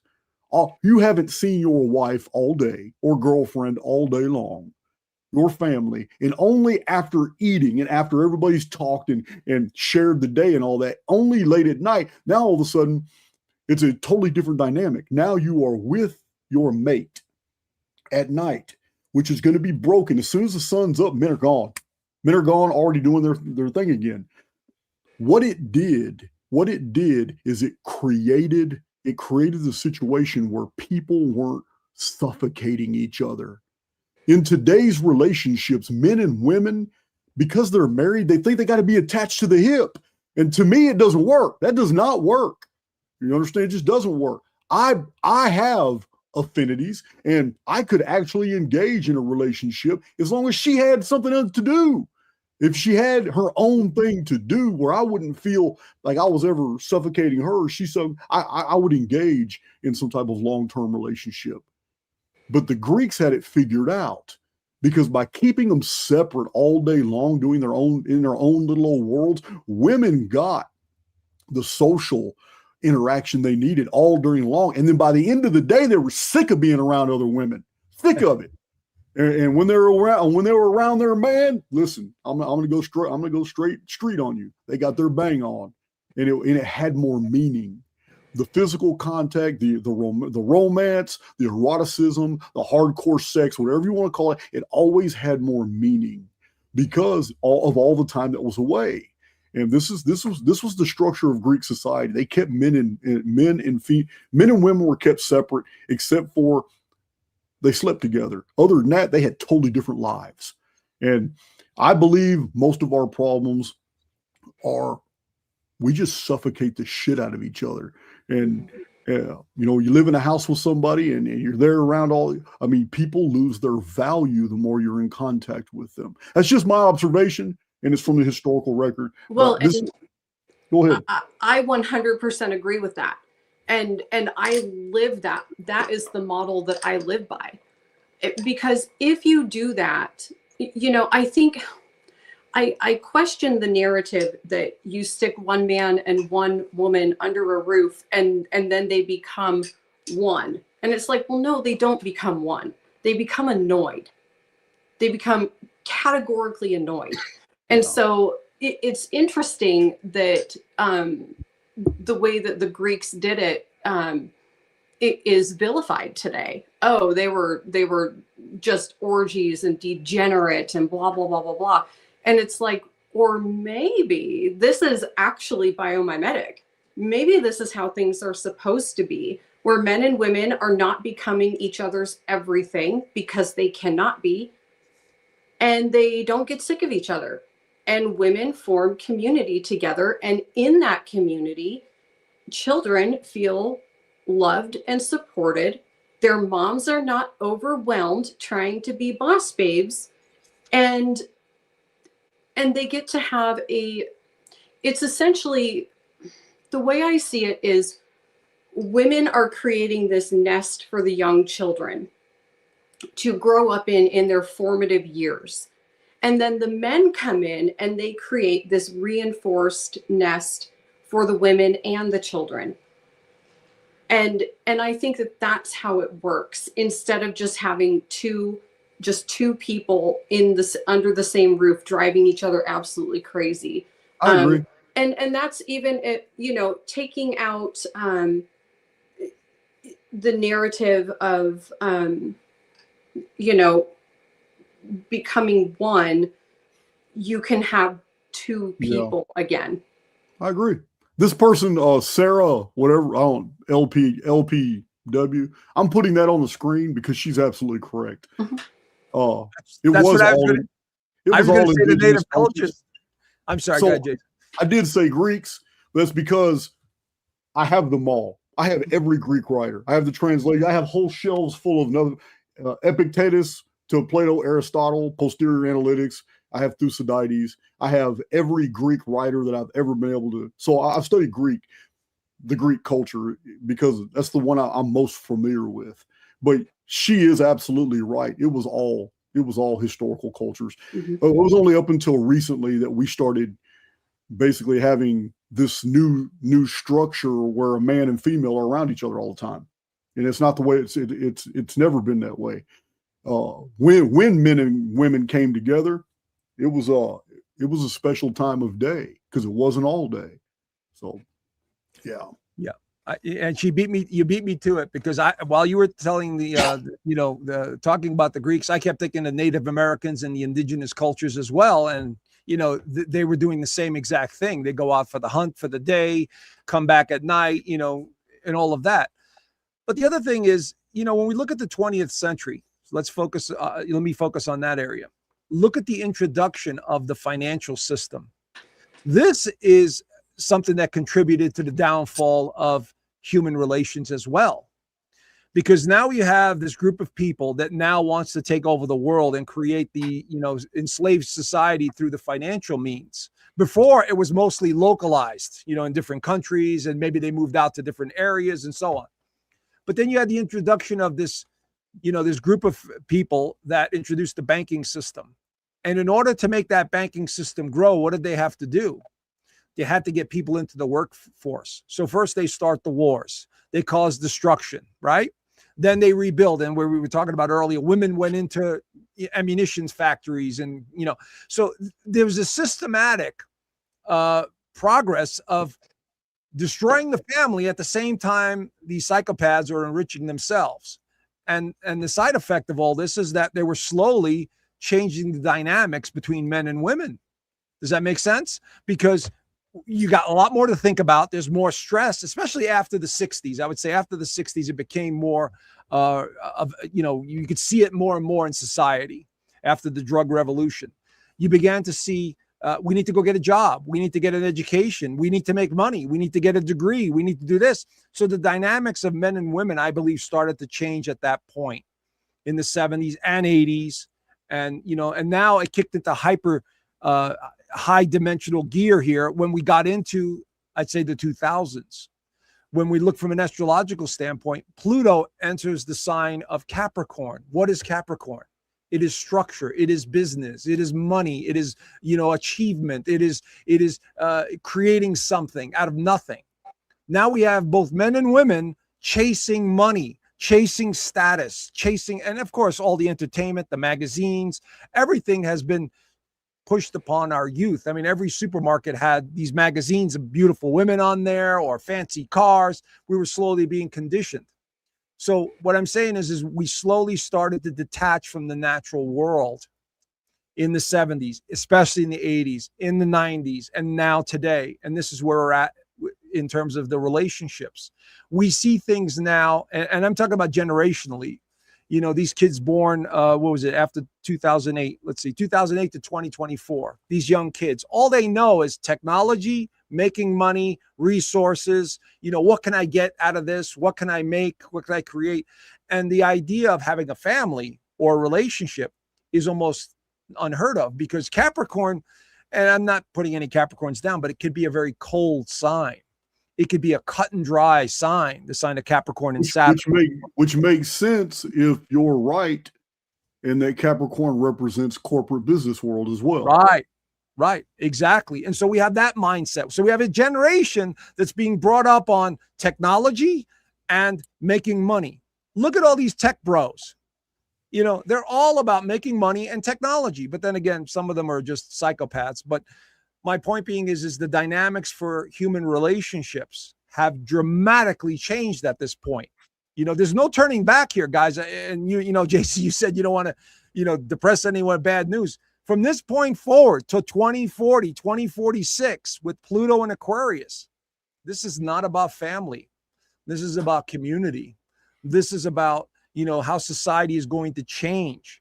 And unfortunately, yes, the birth rate is going to continue to decline, because I think that they're systematically, whoever's running the show here knows that this event or these events Joe, are about to unfold. We're already, as soon as the experts began talking about it, we had already passed the tipping point. Right. We are so far below the 2.1 birth rate threshold that we're at 1.6 right now. Right. And worldwide it is plummeting bad. Yeah. But there are two main things that in the 15 years that's going to shift the entire population of the world. Two things. One is within 15 years, all the boomers will be gone. And they are there's still a massive amount of boomers out there, but within 15 years, they'll all be gone. And a bunch of the next generation will be gone as well, especially with the pharmaceutical companies not doing anything but treating symptoms and not curing anything. But the other aspect, which is even more critical, is that among our youth born after 1999, they are not dating, they are not having babies, they're not even thinking about building a family, because this age group from right now, from 19 and 20 all the way to 27, 28 years old, this age group right now realizes that the societal and financial stack is stacked, the deck is stacked against them. They can't even work a good job with a college degree and be able to make a mortgage. Most of them can't pay rent and lease, so people are shacking up together, you know, and not for romance, but just for purely financial means. So if in 15 years we're going to have a massive epidemic of 40 and 50-year-olds that do not have children. And that's just the 40 and 50-year-olds. We're not even talking about the people who haven't been born yet. We're not even talking about the people that are only 10 years old right now or 15 years old right now. We're just talking about those born from 1999. The statistics are out, and it is terrible about what 15 years looks like for the worldwide population is going to blow your mind. Yeah. Well, something that you said, Joe, about how there has been this ramping up or escalation where since like I think you said 2020, where things just are not, people are not having babies, things are not affordable. You know, when this all really started unfolding, it was women could get out of the house, and they could get out of the house for a little while. They could make a little bit of money. It could buy them a pretty dress, or, you know, it was fun. It was optional. It was fun. But as time went on, it actually became necessary. It became, you have to have a husband and a wife, both working. And that essentially put the woman, it was no longer optional. It was no longer to indulge in things. It became necessary. And then she became a co-provider and had to start becoming more masculine to be in the workplace and raise children at the same time while outsourcing motherhood to daycares. And it created a scenario where women became quite afraid when you reduce it all down, quite afraid and no longer compatible with the world that they were living in, which then would make them angry. And it would be like, well, why isn't my husband providing for me anymore? And so the woman wanted to start leaning back into the feminine because she didn't want to be in the man's world. But guess what, honey, you have to be in the man's world. And this has just exasperated things exponentially. Sure. Well, look at just human nature, basic human nature. When we're uncertain about something, the smart move is to withdraw. It's to just sit back and say, okay, let me think about this. Let me make it happen. This is what's happening, I think, to the human race. We are being bombarded by so much. And now we have AI and technology to contend with. Okay. And I want to talk about that and tie it into Kim here, is that they're going to use, Jason, they're going to use technology to start producing humans. I mean, they already do it, you know, the crossbreeding. I didn't even. Yeah. They're going to do that. That, you know what, the clones, now you're reintroducing Cabbage Patch Babies. Exactly. I didn't even think about that. But you're right. So this is the next 15 years is they're going to start, you know, we already have in vitro fertilization and all this other stuff with men and women, but they're going to do it in laboratories and start growing children. What kind of soulless human is going to byproduct? Exactly. And so human nature is one to sit back or step back to say, okay, what's going on? The problem I see is that we're being overwhelmed. We're being overwhelmed by everything. And our minds are almost like our enemy here, because the smarter we get, the more we move away from the natural world. It just seems to be that evolution. You know, as we were saying earlier, the more spiritual you become, the more you distance yourself from others. And this is what's happening to society. We're becoming more technologically advanced. We're understanding things at a deeper level. So the need to reproduce physically, psychologically, emotionally is slowly like moving away. And it's like it's being replaced by AI. You know, we're being stimulated by, you know, videos and other things. Wait until the holograms come into being. I mean, like you were saying, we're going to have those VR sets on our heads and we're going to interact all day long with the VR sets. I mean, the three of us are not going to be doing it, but the young will. So my point being is we're slowly moving away from natural relationships. And I'm saying it's patterns and cycles in nature. But, you know, Pluto. I've got to interrupt you right now because I haven't even got past the part it's like Charlie Brown. Everything you just said was wah, wah, wah, wah, wah, wah, wah, after you said one thing, which was, Joe, it's my own community can vouch for this. It's not a common thing for me to be caught flat-footed. I have never once even contemplated that the world population problem could be assuaged simply by artificial insemination. Why didn't I think about that? Mm-hmm. Cloning. Mm-hmm. And then if you clone, you get to choose the pedigree, the race, you get to choose what memories that you implant. If we have AI at those cloning facilities implanting false memories, yeah, you effed me up with that, man. Sorry. But that's what I see coming, especially after the reset. After the reset, I do believe the technology, or you want to call them advanced beings or humans or whatever, whoever's living on the ground or interdimensionally, will come back to reset things. And well, look, I'm not enamored with you per se. You and I kind of look alike. I saw Kim's thumbnail of ours. I was going, damn, Joe and I kind of look alike. But I'm gonna tell you now, I'm not worried. You know what? I don't care about the men. I just don't. Right. But if I had to say so, Kim would get my vote. If they're going to clone females, I hope they use Kim. Use Kim.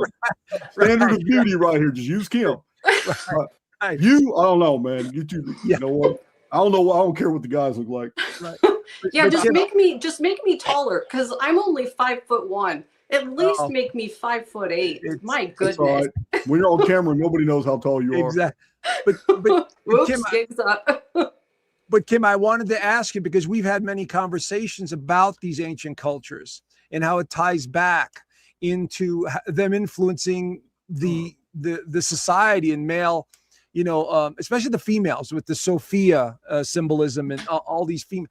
Now, I want to ask you this though, because this idea of an androgynous person, being both sexes, that goes way back, doesn't it? And they used to basically worship the hell out of these people that have both sexes. Once you start cloning humans, the sexual organs are no longer necessary in the avatar. Right. They're just not necessary anymore. And that makes sense. God damn, that's scary. That is so scary.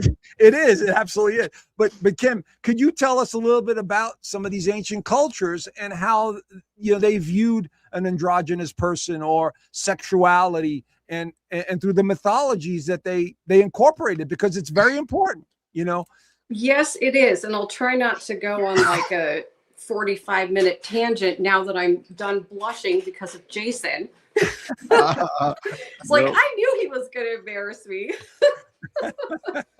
So there is this inversion that I have found, not in fact, I wrote it down because I'm like, I'm not going to remember this, which is that we go from how it's almost like there's prototypes, right? So feminists today, you will hear them, and I know I'm dogging on feminists, and I just can't help myself. I'm sorry, guys, but they have an archetype that they follow, and you will see them. They will talk all about like Lilith and Medusa, and they don't actually know the history of these women. Especially Lilith, who is basically ancient Jewish midrash. But in her earlier form, she is actually considered a mother goddess. She is of the Sophia bloodline. And I have identified that in the ancient texts being part of they're called the key lineage, which is and Jason, you may know about this. I don't know how in the weeds you've gone on this, but essentially there was the Anuna bloodline and the Key bloodline, and they formed a merger through a marriage, just like royalty has throughout history, and they created the Anunnaki. And so this lineage of women, they were mother goddesses. They were symbolized by cows and doves, and they operated the birth warrens. And there are people in the Anunnaki research field that believe that these are really good descriptions of cloning in the earth. The original humans were cloned to be a workforce. Well, and that's really interesting, because that actually, in my opinion, comes after the Anunnaki were essentially conquered by the Igigis, who are not Anunnaki at all. They wrote themselves into the records as being Anunnaki. And they did that through the lineage of Marduk. They inserted an ancestry of Marduk into the Enuma Elish, where it can't be found anywhere else. And so, but I do think you're right, because we have in the Enuma Elish itself, where you have this womb goddess, this midwife that they essentially perform ceremonies and kill old gods, and then their ghost goes into the new baby and continues living. I mean, if you read the text, it's pretty clear what's going on. You don't have to take a lot of creative liberties there. And so if we have this lineage that was all about fertility, birth goddesses, pregnant mothers, nursing infants, things like that, and then it becomes inverted. So we go from the mother goddess, who is a daughter of heaven, a daughter of On, and then that same goddess is now renamed as Lamashtu. And she is also a daughter of On, but her identity completely changes. And let me see, because I wrote it down because I don't want to misquote it. There is a incantation against Lamashtu because the women were so fearful of her, which is, great is the daughter of heaven who tortures babies. Her hand is a net, her embrace is death. She is cruel, raging, angry, and predatory. A runner, a thief, is the daughter of heaven. See, that's the clue right there. She is the daughter of heaven. She touches the bellies of women in labor. She pulls out the pregnant woman's baby. She howls like a demon dog. And she is depicted as being like a fanged donkey. And her minions, her legion, they are genderless and they have no children. And they are cruel, they have no mercy, and they have fangs that drip bitter gall. I mean, you can't get any more of an inversion than that. If this is the same woman that they took from a prototype of a mother goddess to a demoness that is so feared that the entire population would have amulets that they would wear on them, and at the doors and windows of their house, which was, I think it's called Papazu. I'm probably not pronouncing it right, but they were terrified of this archetype. But in modern society, where no one wants to have a gender, no one wants to have a gender role, and they are fleeing from anything feminine because it feels like a threat, this Lamashtu character has become something that they venerate, when it was always an inversion all along. And this is part of this ancient war propaganda that I spoke about in the beginning, which is that women are being steered towards fear responses. And now this is the archetype that they want to emulate because that feels safe to them. There's a parallel in the Native American traditions, especially the Olmec and later Maya, who developed out of the Olmec. They feared an ancient goddess that was killing babies as well. Mm-hmm. And the name on the actual Mayan sigils is Lady Beast with upturned snout. And there it is. It's Lady Beast with upturned snout. Sometimes in the Mayan, she is shown with many arms. And there's weapons of she chopped up body parts and all this stuff like that. So I'm pretty sure that that's a parallel. And if it is, it would probably also have some association to Kali, ancient India. And sometimes Kali is represented with 8 arms, sometimes 4 or 6. We have in ancient Egypt, we have a residual memory of this in Scorpion King. The Egyptian version being Christic. However, the original was goddess worship. And one of the pre-flood symbols for the ancient world among most societies was a spider. And a spider is an arachnid. And the Native American traditions they're uniform across the board. One of the greatest venerated mother goddesses of all time was Spider Grandmother. And Spider Grandmother lived in a time before the sun had broken through the webs of the sky. Spider Grandmother had white webs all over the sky. This is a vapor canopy period. It was a period of goddess worship. And the mother goddesses were the ones that were charged with populating the world after something even further back had pretty much ended the race. So in our iteration of the epic of our history literally begins when something else had disappeared and the world was left empty and goddesses were charged to fill the race. When the goddesses had fulfilled their role, they were basically treated as refuse. They were basically just thrown away as now the warrior aristocrat society rose up.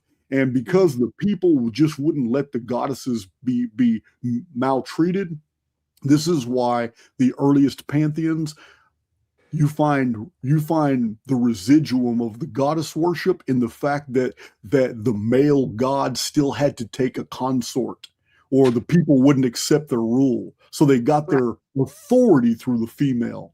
And this later developed into cultures like the Jews, which you're not Jewish unless you were born through the female line. There's a continuity of, this is what I document in my Chronicon. There's a continuity that goes all the way 58, 59, 60 centuries back on this. But this spider grandmother is seen in Scorpion King, which is Scorpion is an arachnid. It's also seen in the fact that the Babylonian and Akkadian versions of the 7 kings of Sumer is not the original. The original is Sumerian, and in the Sumerian, it wasn't 7 kings, it was 8. And the 8th king wasn't even a male. She was called Alu, A-L-U. It is a female determinative, but we don't know much about it. All we know is that there were 7 kings that were male, and they ruled over the five cities of the Pentapolis. I know you're familiar with Bad Tabira and Larak and Shapar, the city of books. These are the Sumerian kings. But the 7 kings deferred to an earlier ruler who's not called a king, but she's numbered among them. And she is called Alu, and Alu is a female determinative. And we find the exact same thing in the book of Revelation. In the book of Revelation, which a lot of people think is a Christian document, it's not. Nope. It was borrowed from the older Sibylline text, the Greek prophecies, and Christians just rewrote it. But in that text, it literally says that the 7 kings are returning. But then it gives you a riddle, and it tells you the 7 kings, which are of the 8th, and the 8th is one of the 7. It's the return of the goddess. And then they give you the whole goddess imagery.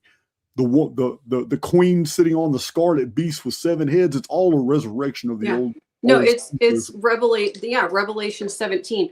And I have gone on a real deep dive on this, because if you look at even the Persian water goddess Anahita, she had 7. They weren't her sons, but they were the 7, the 7 peacock angels, and they were basically governors of the world, and life flowed through her, through the water. She was the water goddess. She was symbolized by the dove. But we also see this same woman, because you mentioned Spider Grandmother. Well, if you look into Spider Grandmother and you start seeing her epithets and how she's described as being a weaver of fate and time and destiny, and she lives underground. Her dwelling is underground. Well, that's like Ereshkigal. And Ereshkigal is the mother goddess that I just spoke of, who her identity was inverted to Lamashtu. And Ereshkigal, the Mother Earth title, is in her very name, the key. And she is of that lineage. And so she comes from the underground. And I mean, you see retellings of this over and over and over again. And I have weaved through, pardon the pun, I didn't mean that. And this all does connect directly to the Whore of Babylon and her 7-headed beast that she rides on. It's just that they've inverted it. But, to even say it is an inversion would be an extreme oversimplification. But yeah, they're all connected. All the deities that you just mentioned, it's all connected to this. Well, to me, to oversimplify the whole historical, traditional, mythological record, the world was a really awesome place to live in. Humans and animals got along just fine. Scientists at Glen Rose, Texas, they gave us an idea. I went to Glen Rose, Texas last year, and I did a video from there because the scientists that talked to me and showed me the hyperbaric chamber, they were so excited about a recent discovery they had made with the venom from rattlesnakes, because in a hyperbaric chamber, they were replicating vapor canopy conditions as best as they could based off the information they had. They used ultraviolet light. They increased the air pressure in there. They increased the nitrogen and oxygen in there. And fruit flies were growing 5 times their normal size. Cockroaches were growing huge. They put rattlesnakes in there. Come to find out, under a high pressurized environment, rattlesnake venom is neutralized. It doesn't even hurt humans. So we have these traditions from the ancient world as well. The lion shall, lay down with the lamb, and that people were basically naked because all the food available to them grew on all the plants and all that stuff. We weren't even meat eaters, and we got all our sustenance from the lush vegetation around us. And then we didn't fear any animals and insects and spiders, and yet they existed. So that way it makes sense. The high pressurized ultraviolet light changed everything. Now, to oversimplify everything, during that period, it seems like there was no dispute. The goddess was worshipped. It was a cataclysm that collapsed that vapor canopy. It ended that world of peace. That coming out of the cataclysm, now violence and hunting was necessary. The shedding of blood, all kinds of the man actually ascended and now learned warfare, learned hunting, did all these things. It was very rapidly, and basically ended the reign of the goddess. Although the goddess continued, but through a patriarchal lens, by being the consort. Zeus had to take a consort. All these male gods had to take a consort just to get the common people to agree to it, because they still held on to the power of the goddess. But anyway, that's basically the history of our world. And if we were to believe in the eschatological programming, which is what I believe it is, I don't believe in prophecy, I believe in programming. If the programming for this series of experiences that we're flowing through is going to unfold the way the template shows in the Ragnarok, in the Zoroastrian prophecies, in the Book of Revelation, if this is what we're going to return to a period that's just like that, which is going to be a resurrection of the goddess energy. So this is where we're heading in the next 20 to 25 years. I agree. And because of that, I think it's so important to discuss what that goddess energy is, which is what I laid out, the 2 different prototypes. Do we really want the Lamashtu prototype to be ruling this place, or do we want to get things back on track so that women are feminine? Because that matters. I think when like you were talking, how it became more patriarchal, and women, their survival was based off of basically the abilities of the man that she was with. That created all sorts of problems between women, and infighting between women, and they've become quite cruel towards each other, and I think that is a big factor in all of this as well. People like to put a lot of emphasis on how men and women interact with each other, but they don't place a lot of emphasis on how women act with other women. And I think that this is actually one of the big catalysts for the feminist movement, because we have to be real careful here, Joe. We got to be real careful here, man. There is a study, Kimberly. There is a study scientists have conducted with rats, with mice. Are you familiar with that study?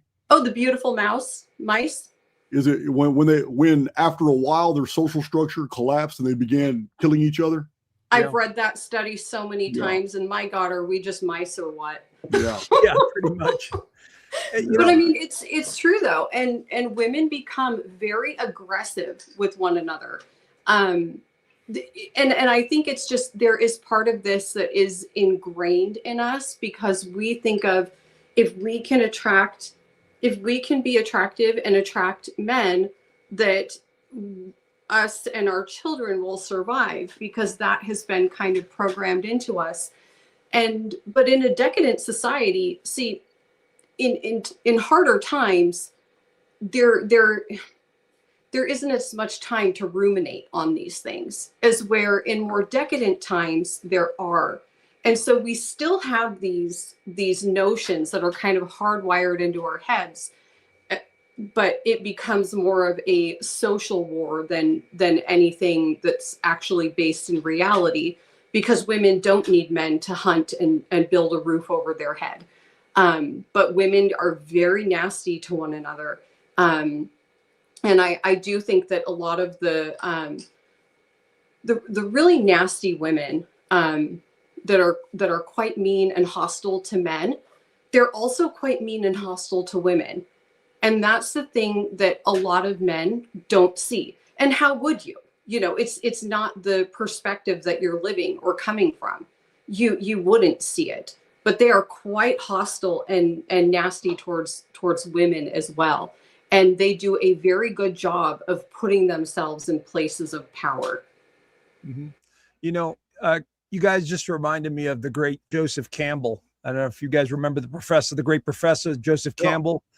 Love that man, read all of his books. And one of the things he said before he died was, we're losing our mythologies. These stories were intended to keep society together. And he was so right. In 1987, he said this before he died. And we're seeing it in society today, how we don't have sort of a guidance system anymore. You know, the young kids are being brought up in single family, households. There's no male role model. It's gotten even worse in China. I remember watching a few years ago, this English reporter going to China. He lived in China for 14 years. The young girls now are being shunned from society.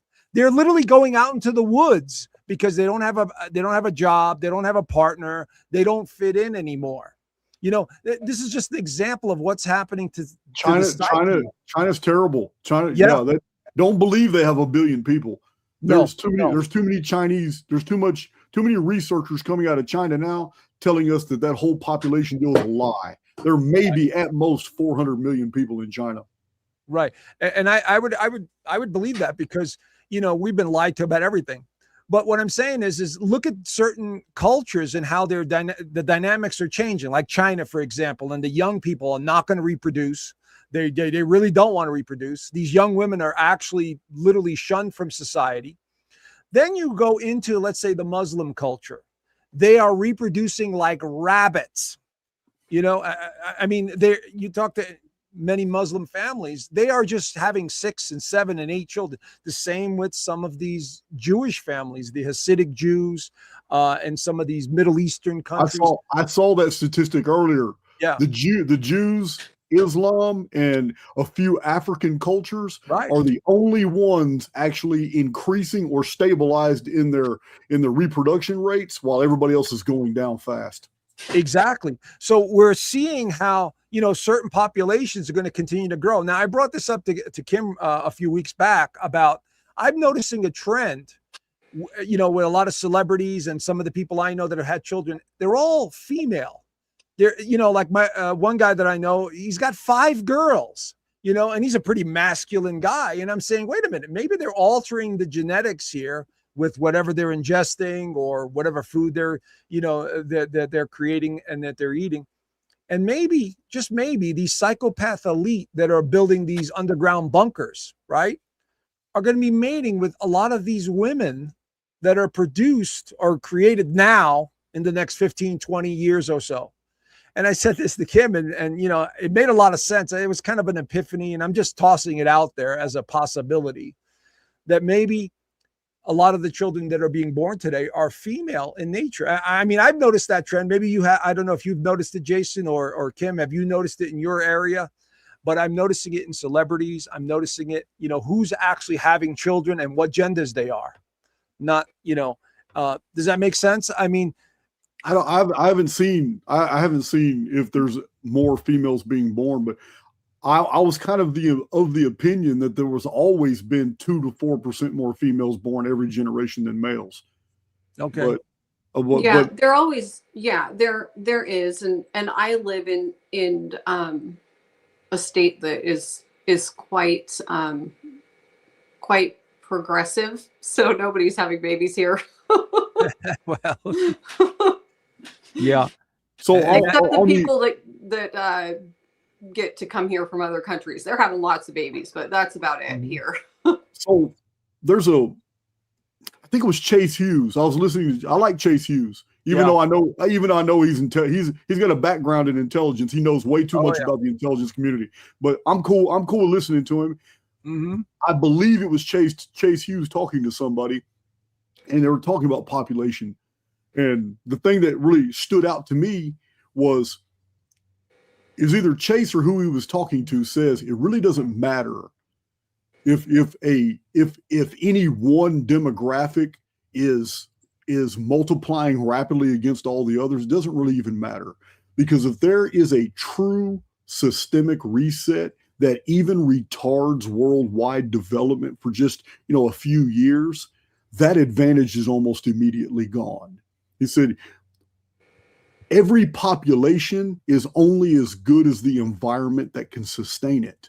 And if you have a population of hundreds of millions in a small area, that only works because Amazon is delivering packages, because dairy farms are delivering milk, because ranches are delivering beef. That only works. But if there is any interruption whatsoever that lasts for half a year to a year, that population is gone because of what follows.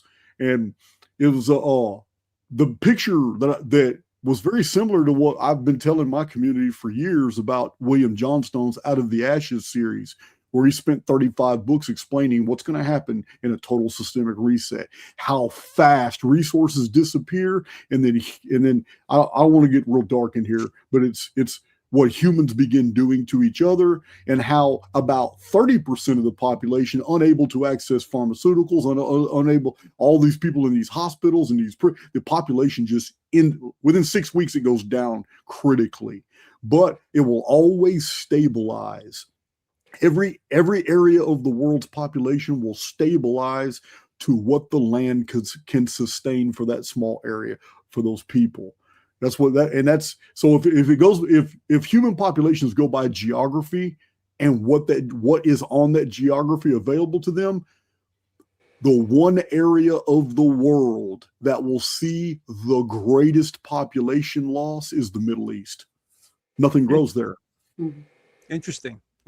Even with technology, Jason, because technology is going to advance at a rapid rate in the next 10, 15 years, I mean, everything from producing water out of thin air, which we already have, growing food. I think that's the one component that is the wild card in all of this change to humanity, in relationships. Like I said earlier, producing children in test tubes and all that crap, which I'm not for. Yeah. But that's the wild card that I see from an astrological standpoint, from a visionary standpoint, is we're going to see a lot of changes to society. Yes, there's going to be a lot of collapse in certain regions and so on. Reproducing children and relationships, that's going to be very interesting, because what I do see and I advocate is smaller communities, moving away from the bigger cities, going into smaller towns, getting to know people, and then from there, starting to develop smaller, tight-knit communities. I see that all over the world happening, especially in the United States. I do too. And I can see it happening super fast. Yep. If there's ever a disruption in the supply chain, and those of us that are not in the inner cities get news reports about the horrors that happen for about 4 to 6 weeks inside the big cities. Those of us on the outside will start building our communities fast out here. Yeah. Because there's too many people in the world for a supply chain not to critically, I don't want to get into the detail. It's not for this video, but it can happen very, very, very rapidly. Yeah. Well, in exiting a advanced society, a decadent society would certainly start course correcting things very quickly. Yeah. See, we've laid infrastructure down for the last 35, 40 years in the United States that is a joke. It's an absolute joke. I have traveled extensively from Texas, well, all over the United States now, really, but from Texas back and forth to California multiple times in the past 8 years. And the landscape is packed full on all the sides of the state highways. Everywhere are fields of solar panels or the wind turbines. Oh yeah, for the deal. They're everywhere. And yet they suck. They absolutely suck as an energy source. Both of them do. It's the companies that are installing them are the ones making great money off the taxpayers. But their individual utility is terrible. One hailstorm knocks a whole field of solar panels out, and those wind turbines are awful. They almost take as much fuel to run them as they do generate electricity. It's crazy. I always thought they were creepy. Every time I drive by them, those tall windmills, I just thought it was like the creepiest looking thing. They are creepy, man. There's a lot going on underground too. They have to do a lot underground before they even install those things. And you see 50% of them don't even turn anymore. They're a scam. They're a huge scam. Exactly. It's crazy. Exactly. So, I mean, as far as relationships go, humanity's at a crossroads. Because I do believe we have free will. And even though things are laid out in front of us, we have choices to make. And this is what I'm advocating in my community. Anybody who wants to listen, remember who you are, do things at a local level, spend money at a local level, go to the farmers markets, get to know people, that you feel a connection with, become friendly with others. But there has to be the need. The problem right now is that psychologically, there's a lot of uncertainty in the world, especially in our country here. There's so much uncertainty, and people want to focus on politics and stupid things. And there's people embracing their religions as a security blanket. Oh, Jesus is coming back to save me, that kind of mindset. So the uncertainty is amazing. And especially in the next couple of months where I've told this to Kim, we have an amazing month coming in next month and the rest of the year where dramatic change is going to occur based on the astrology. Oh yeah. Really? Oh yeah. Jason. Okay. How's that going to affect us Geminis? Well, Uranus is in Gemini. And I said this to Kim. Uranus in Gemini in the next 7 years will change your perception of yourself and the world like it did myself. I'm a Taurus. And over the past 7 years, what did I do? I left my place in Sedona. I bought an RV. I bought land. I started a community. And I changed my perception of the world, And so for the next 7 years, Geminis, because they're about communication and ideas, are going to become more revolutionary. In other words, you're going to be getting premonitions and epiphanies about the future, about yourself. You're going to change how you do things. Many may move. Many may, own more land. There's going to be a dramatic change, especially in the 2030s, where you're going to feel like you need to be in a certain place. But it is, Uranus and Gemini are the mind. It's the higher consciousness of the mind. So many of you are going to find yourself maybe speaking more about things, maybe creating more platforms about what you do, talking about humanity's issues, because Uranus and Aquarius, which is one and the same, is all about the collective, about the collective of humanity. And again, because we got Pluto in Aquarius and we have Uranus in Gemini. Again, these two signs are not about like personal romantic relationships. I'm sorry to have to say that. It's about communicating with people that we connect with, that we feel good about, that we want to be around, that we want to share ideas with, innovation, technology, all of that stuff. So the relationships from this point forward, I would say in the next 5 to 10 years, are going to be connecting with souls that are very much on the same wavelength. And this is probably one of the reasons why we connect here is,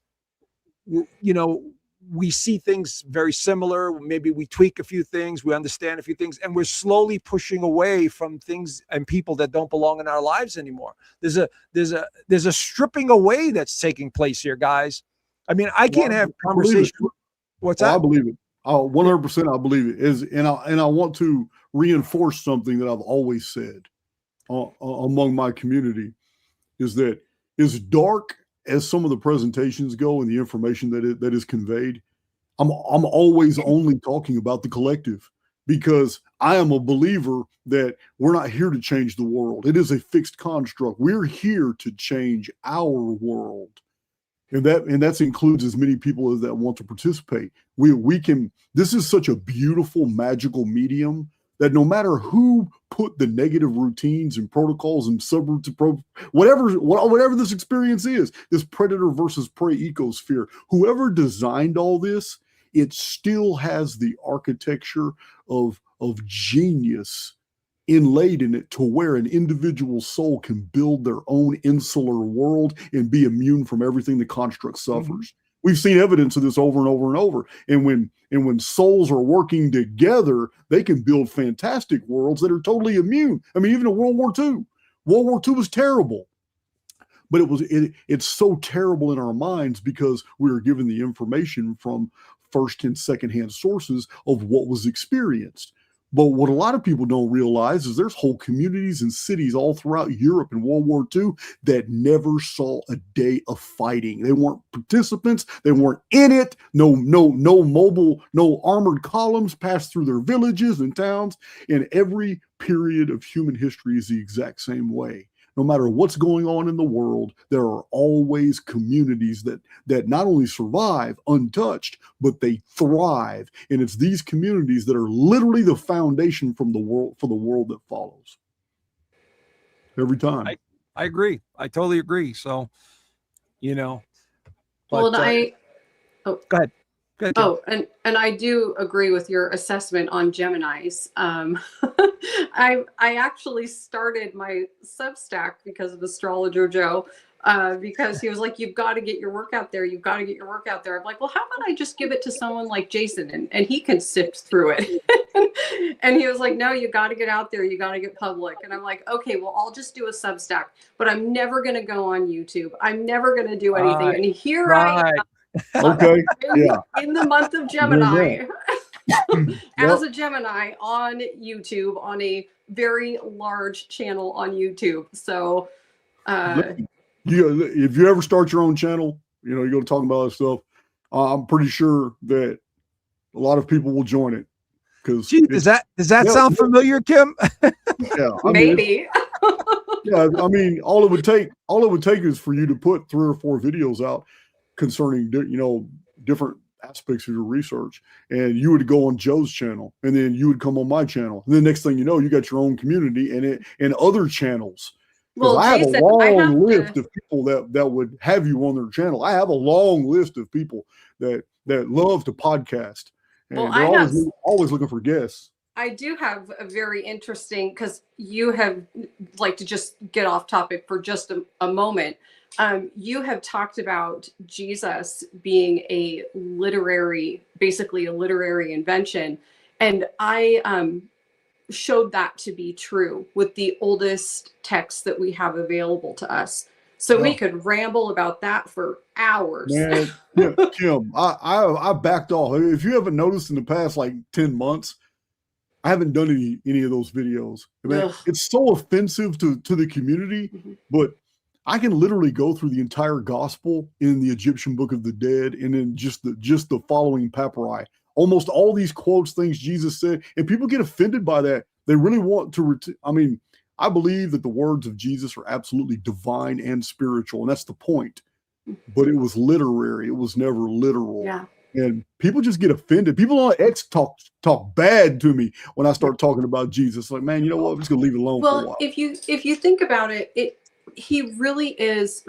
It's the truth wrapped in riddles and lies, which brings us directly back to what we're talking about today. If we are all waiting for our choice of savior to come back, we're not going to try to get our relations back on track. We will not be solutions oriented as a people if we are waiting for saviors. We need to save ourselves. And I believe that we can. I don't think it's that difficult. I think it would be so easy to get things back on track. And I think that is the most painful part about it. And guess what? If I'm wrong, and Jesus is real, and he's going to come back, and they're all going to come in the clouds and all that crap. Well, we've been really good at solving a problem until they do. So it's a win-win. Kim, do you mean Trump's not going to save us all? Trump's not going to do it. Some people want localized deities. Some people want deities in the sky. And I'm just sitting here saying, let's be rational and let's try to solve our own problems, because we can do this. You got your first vote right there to start a channel. You got your first vote. See? I don't know if I, on my own channel, without a buffer of these two amazing men that I've grown to love, I don't know if that would be a good idea, but I get sassy. Kim, you'll be fine. One of the things that I getting to know Kim over the months here is when she started talking about these ancient cultures, I said, my God, she's got something unique here. She understands the Sumerian, the Babylonians, the history. And I said, what a great way to put this out here, coming from a female perspective. We already have Jason and Kimberly here putting out this information, because let's face it. And I said, they're scrubbing the internet of any real information. The AI, once the AI goes stronger and, there's more of it, it's going to scrub the internet of any truth. Yeah, the end game is to have AI be your search engine. Right. So there's no way to verify if it's telling you the truth or not, unless you have an old library. Exactly. Without that, you're not going to be able to verify. AI is already slipping in misinformation. Right. But I think that it already has. You look back at the old Babylonian texts, that they were all basically rewritten by Marduk's sage. His name was Nabu, I think. He was like the head sage that was rewriting all of these texts and inserting themselves into a history that they didn't belong to. And because of that manufactured ancient history, they ill-gained legitimacy. And so you perfectly described the Enema Elish, because that's what I'm talking about. The original Enema Elish wasn't about Marduk. Marduk was the patron god of Babylon, and when they rewrote the older Sumerian Enuma Elish, they included Marduk in there as the defeater of Tiamat, the goddess, and all that. And he's not even in the original. They just did that in Babylon because that was their god. Correct. And so if you know that, and if you know based on the text that he assumed the identities of 50 gods or more, and that his sages did as well. Well, I went through the pantheon, and I started weeding out, okay, so like, for example, a god named Nanazu. I can see exactly when they assumed his identity and how his attributes changed. So here we have a god that is obscure, that no one really knows about, that was a chthonic or underworld god and a healer. And then he goes to being a war god that is inflicting plagues on humanity, like a complete photo negative of one another. But he borrowed the plagues from Eru. Yeah, but people trusted this identity of Nanazu, but it was erroneous because it was no longer Nanazu. And we can do this throughout all the texts. Yep. And if we can do this, there is a reason why. And the reason why is because they have built all these cyclical playbooks, like what we're talking about today. It's all playbooks, and the root of it is ancient. And I believe that if we can get to the root of it, that fine nexus of it all, we can start reverse engineering it and saying, we're not going to believe these lies anymore. But it means we have to let go of these emotional attachments to the Savior, that Savior archetype, because the Savior has been twisted into these different deities. I totally agree as well. It sounds like, you're talking like this, and all I could think about is the Khazars, the Khazarians, taking on the identity of the travelers and the people that went through their towns and, would take over their identities and become the merchants. I think, Jason, you talked about this as well. I mean, these are the same people, like you were saying. Yeah. It dates back to the Agigi. Yes, it does. it seems to be the same individuals. I do think it is. And I think that they just keep changing their identity. Right. And so if we can say that this is the same tribe of people and that they are assuming identities, and if we can show in the text where they have done this in the past, we need to assume that they're still doing it. And the evidence that they are doing it is ample. I mean, they did it in World War II as well. Well, you need all one would have to do is go look at my last night, late last night. I was bored. I'd been getting a bunch of work done. And I told you the story earlier, how I was in a stupor, and then I came out of it. I came out of it around 7 p.m. and for 3 hours, I just went off. I got more done in 3 hours than I have in the past 3 days before that. And it was amazing. But I wanted to celebrate. I'm like, man, I feel great now. So I went to a bar last night and I'm drinking Woodford Reserve, just enjoying my own little bubble. I'm not talking to anybody. I'm not with anybody. I'm just at the bar, enjoying the scenery, doing stuff. And I pull my phone out and I start bourbon scrolling on X.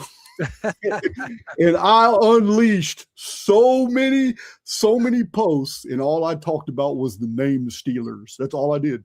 The same people we're talking about now.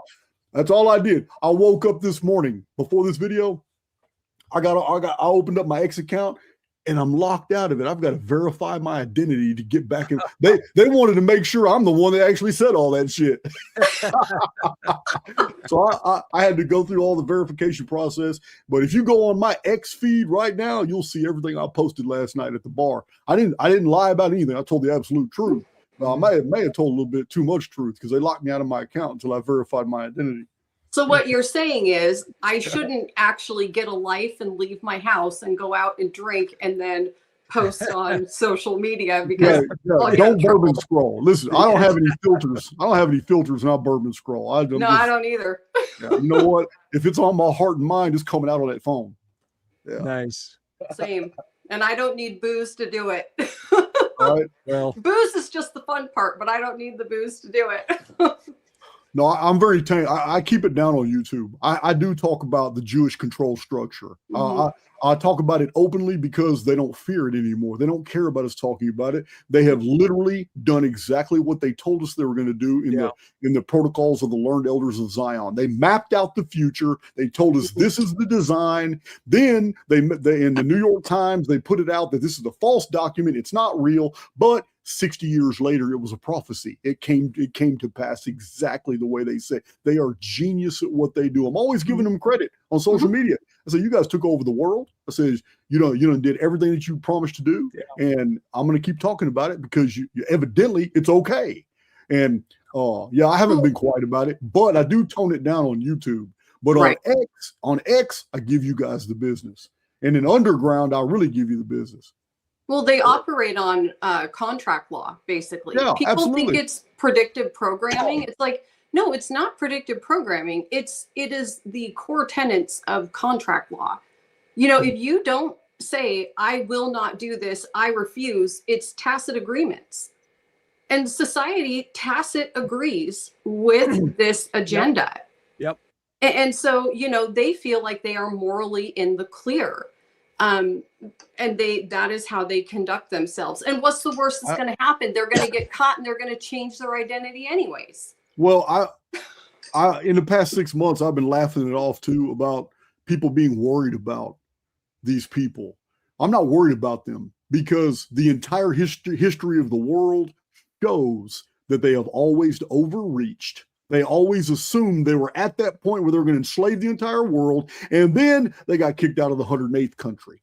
Right. And they got kicked out of their 109th country. Yeah, I'm not even worried about them. It's just, this is like part of the programming of our reality. But it's so interesting that this conversation just looped back to a fundament of what we're talking about. Because I didn't want to mention it. I didn't even know we're going to talk about these people. But now that we have, I would be derelict if I didn't say what I know, because this huge gulf between males and females was by design. Mm-hmm. It is a societal programming that goes back years where they have bragged about different little schemes and programs that they want. Now, I talked about it. I'm not going to talk about it here, but those of you, Kim, I know you saw it in the underground. I have a video. It's not on YouTube. It's just a video that's uploaded into the underground. I go deep off in the OnlyFans, the Black Only, the Queen of Spades culture, all these different programs were invented by them, funded and marketed by them. Yep. All the porn industry is owned and marketed by them. Sure. It's digital Les Miserables.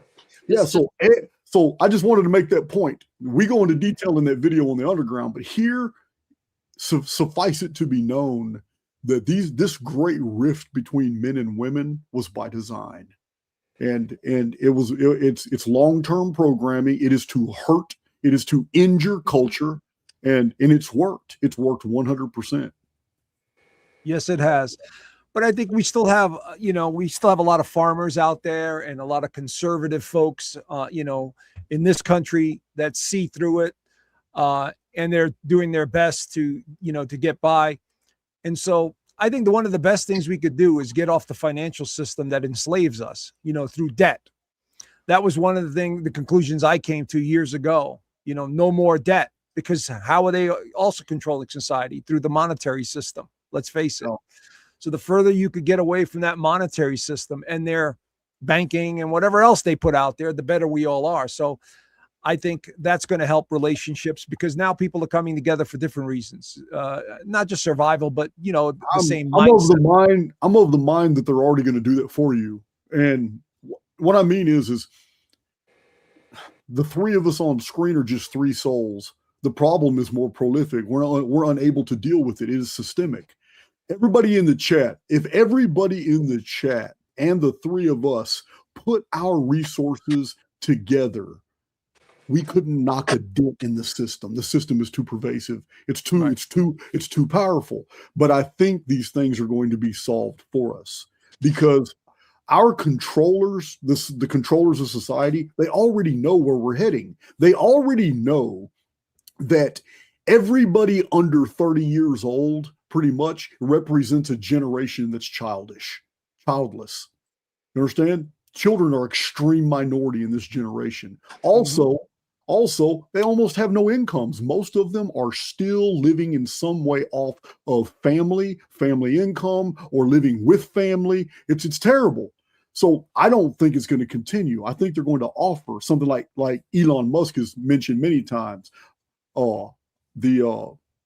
the basic income, but except Elon's version is high basic income. And it's because AI is going to be of utility to the point where it's going to be doing so many jobs that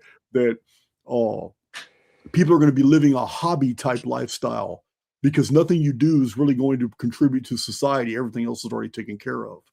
So yeah. This is where we're moving, almost a soulless. It's almost a soulless type society, because if you don't really take pride in what you do, then what you're doing is going to just become more detrimental to society itself. It's all right. So that's where I think we're heading. I don't think there's anything you and I can do about this. I think we can build our world and we can thrive in our own little bubbles and worlds, but we're not going to change the world. I think they already have these changes at play, because this is why this past 5-6 years has gone this way. Show the people how bad it can get, how expensive life can be. Show how lonely they can get in a world full of people. Let's show them all these things, so when we bring a new substrate to society to change all these things, they're going to jump on board. Yeah. Well, I think to me, the biggest concern is nature. How, nature is changing, and we're losing our connection to the natural world. That to me is like heartbreaking, because all throughout civilization, we've lived in tune with the animals and the land and all this other stuff. And now we're going to go further and further away. Like these young kids, I don't even know if they, understand nature, understand how important it is, our connection to it. I agree. Oh yeah. And so that's my concern. that we're going to lose that part of our humanity, and we're going to embrace technology to the point where it becomes like an addiction. Like Kim said to me a while back, the new God is going to be the AI God, that they're going to be worshiping. See, I think it always has been, but but that's a whole separate matter. But if I think that the trajectory is there, in that men and women are no longer wanting relationship with each other, and that's my generation and younger. I don't seem to be impacted by this. I don't know why. Maybe I come across as nice. Jokes on them. No, I'm joking. But maybe I come across as nice, but I hear about the, men and women, they are not finding each other. You cannot find anyone out there. And everybody's going into this state of loneliness, and it impacts people differently. So for women, their emotions are on their sleeve. They're talking about it. I'm lonely. Where are all the men? And men are like, I don't need these women. They're just a disaster.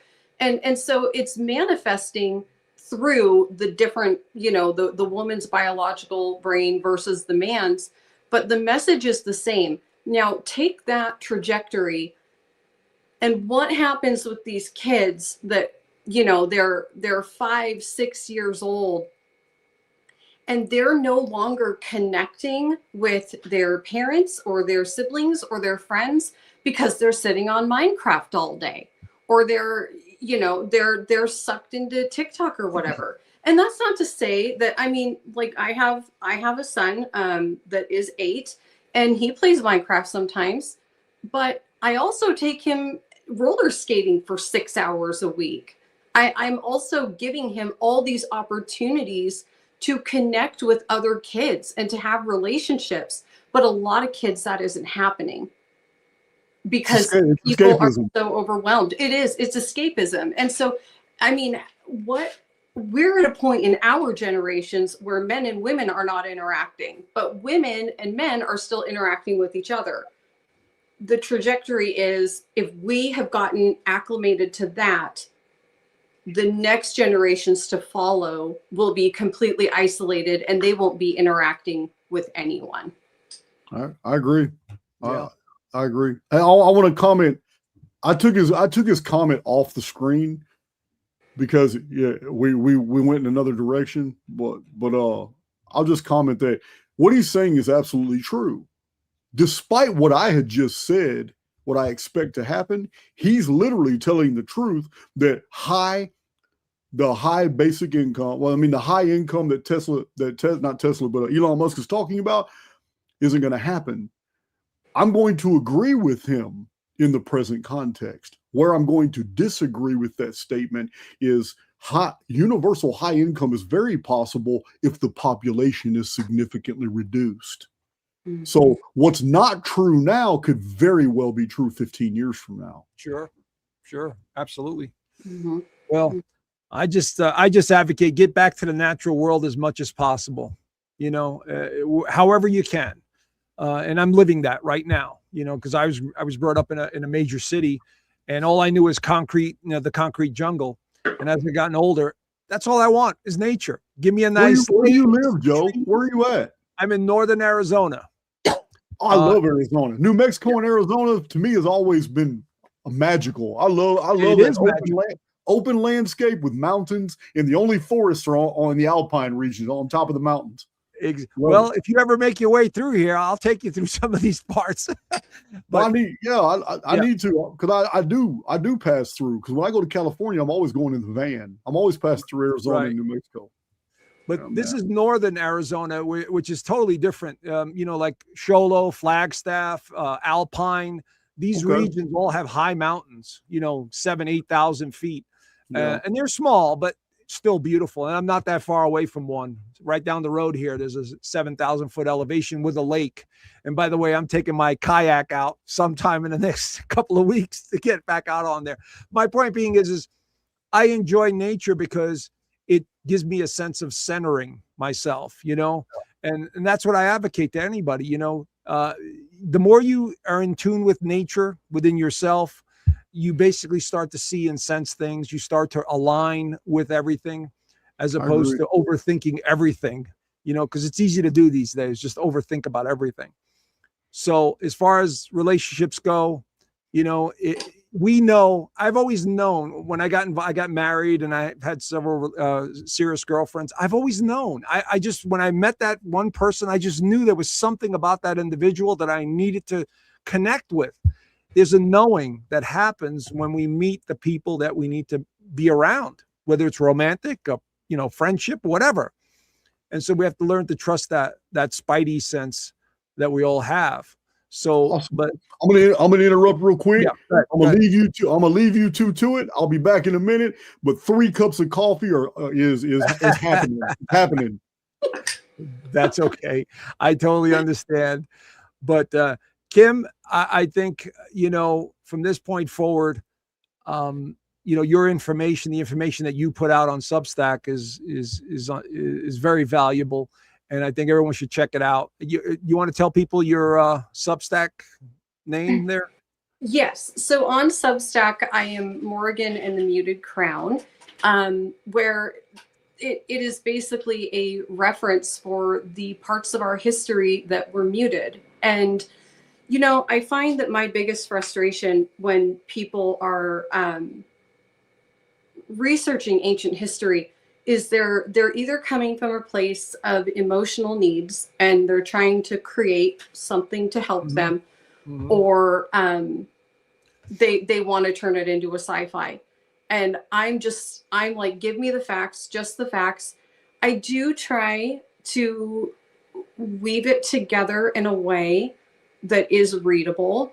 I don't know if I achieve that, but I do my very best. And when I do, because I do provide analysis on the materials that I cover, but when I am providing analysis, it's clearly labeled as such. And I try to, within my methodologies, I try to make it about, we can observe a lot through these ancient texts through the lens of a woman as well, because we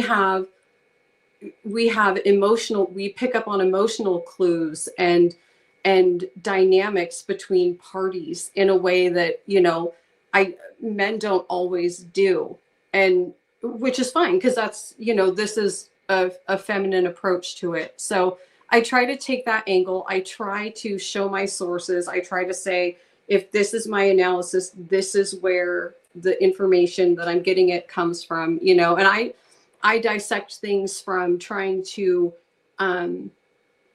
situate these goddesses that have been taken out of our history and putting them back in the proper context, trying to show like where I'm finding the earliest versions of the Jesus figures, the inversions that occur in our world today. It's a lot. It's a lot of reading. My articles, it can take a good 20 minutes to read.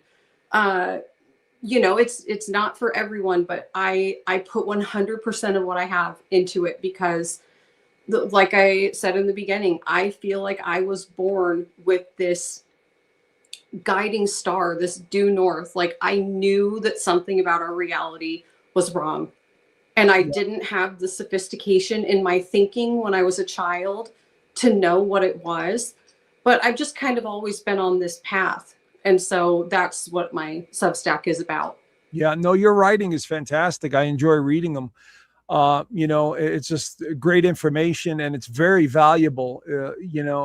Like I said earlier, the information you put out really just connects the dots to the past, which we're slowly losing. So it's so important. Yeah, I would check it out, friends, if you get a chance. Morgan and the Muted Crown. She does a great job there of putting pieces together that really are easy to read, but very, very complex in the topic. And also to add to that, I should specify that I am self-taught. I am not any kind of credentialed historian, but I always try to be as faithful and true as I can to the text. And I am being, and I've said this to you before, Joe, being wrong is the most exciting thing that can happen to me.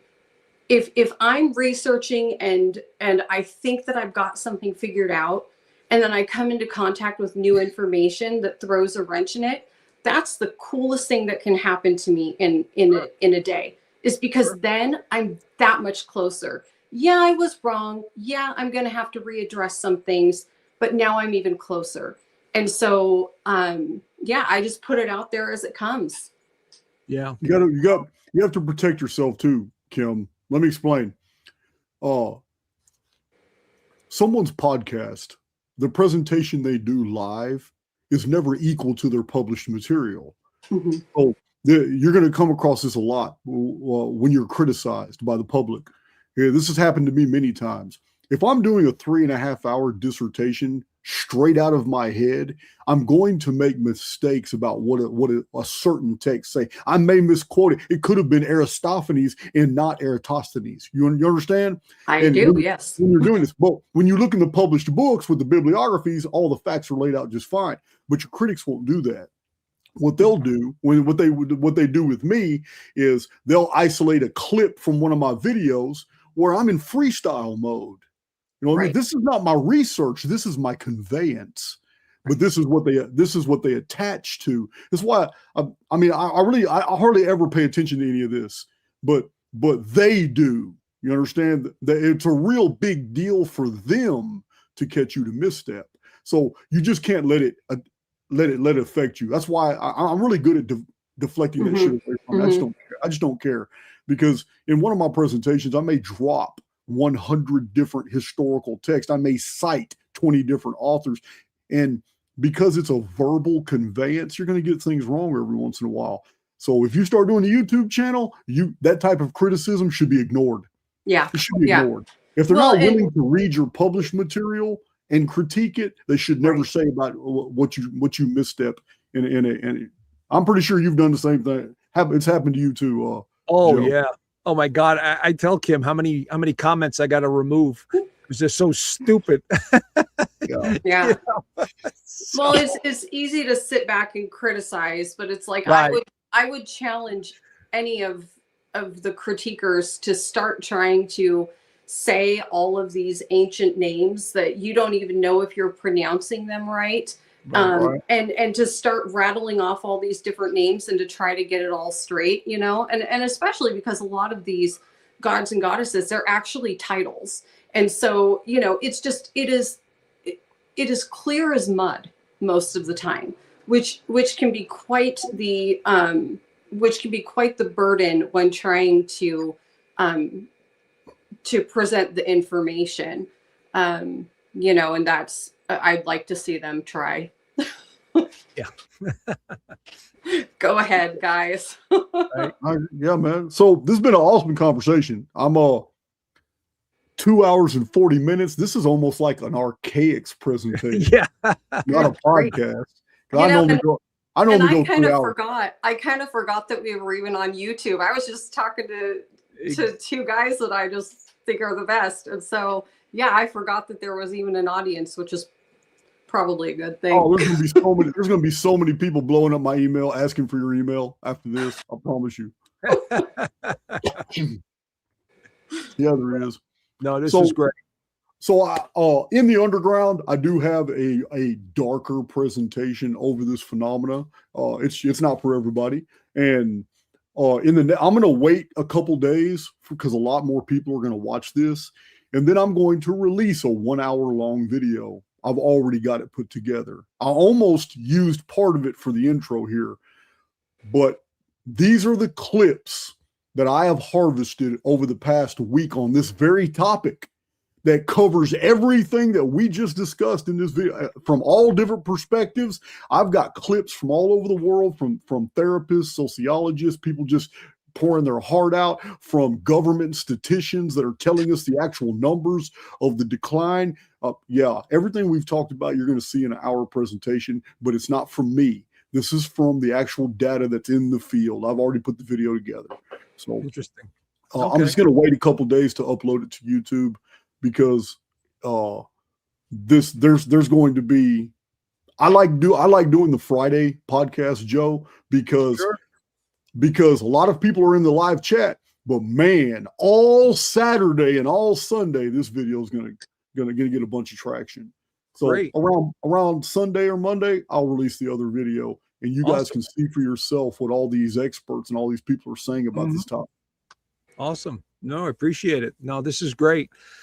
No, I figured the three of us would come across with some interesting information and make a difference. And those of us, those folks that are listening, especially from an astrological standpoint, because I view a lot of things through the astrology, but also common sense. And, the cycles don't lie. I mean, whether you use numerology or use astrology or use the ancient texts, it doesn't really matter. It's all going to point you in a certain direction. And then it's up to the individual to do it, what they want with it. So, but no, this was great. I enjoyed this very much. Thank you. Appreciate it. Yeah, it was fun. Oh, I think you've been a guest like 3 times over the past 3.5 years or so. We need to go ahead and schedule a time next month or so for me to come on your channel.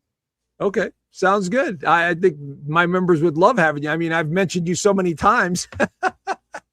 So they know who you are. It's been, matter of fact, it's been a while since I've done any type of like socio-political program. Just talked about the events going on in the field. I haven't done that in a while. Okay. Yeah, absolutely. So going to be interesting. All right, Kim, you got any last final words? You want, hey, would you, I just got to say it. Would you like to strike a pose since you showed up looking like a supermodel? No. Listen, I'm actually should be writing a Substack about it being embarrassed now. I will.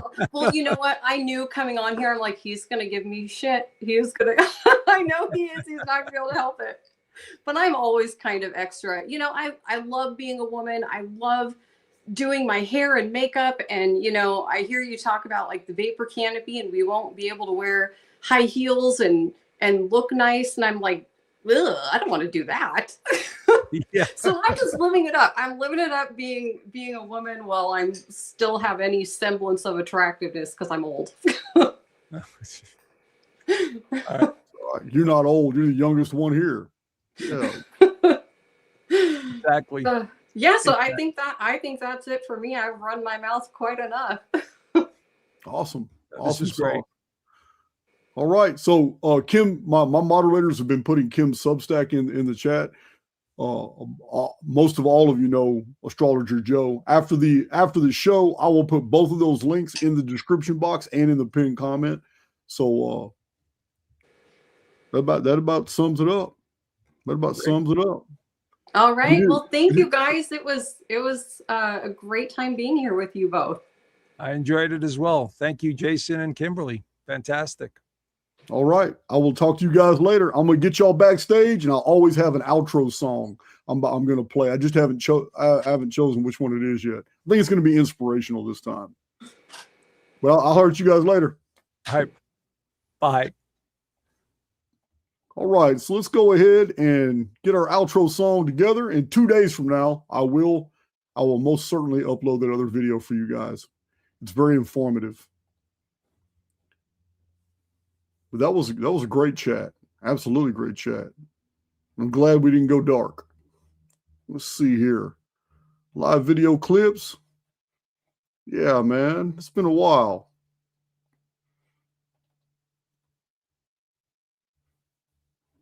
I'll tell you, I don't want to play anything really weird. All right, guys. Much love to you.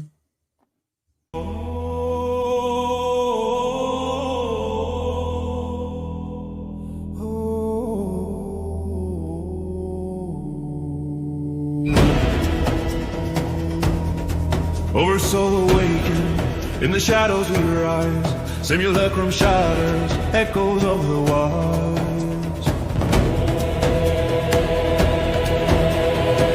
We pass through the construct, veils of false light, matrices crumbling in eternal night. Illusions dissolve, codes we unwind, past passing through the construct, leaving chains behind. Slayers of deceit, swords of pure sight, cut through the lies in the dead of night. Elites in their shadows, AI's cruel game. Slayers of deceit, we call out your name. Guardians of truth, we stand unbound. Phoenix rise and thunder loud. Guardians of truth, the veil we tear in the simulacrum we declare.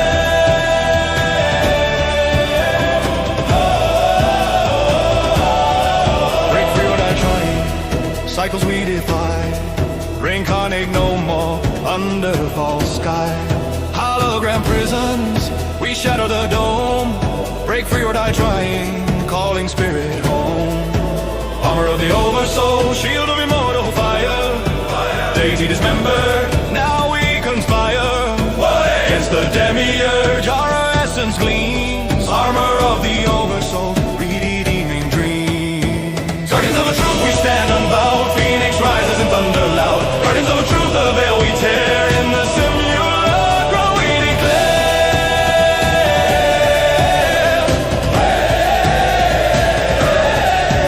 We tread carefully in the dark, whispers of the void. Apocalypse is looming, timelines destroyed. Unknown realms beckon, with caution we strive. We tread carefully in the dark, where secrets hide. Passing through flame you see, cutting in the flame. Break free, eternal in Oversoul's name. Armored and wary, in darkness we thrive. Archaics awaken, forever alive. Guardians of truth, we rise. We rise.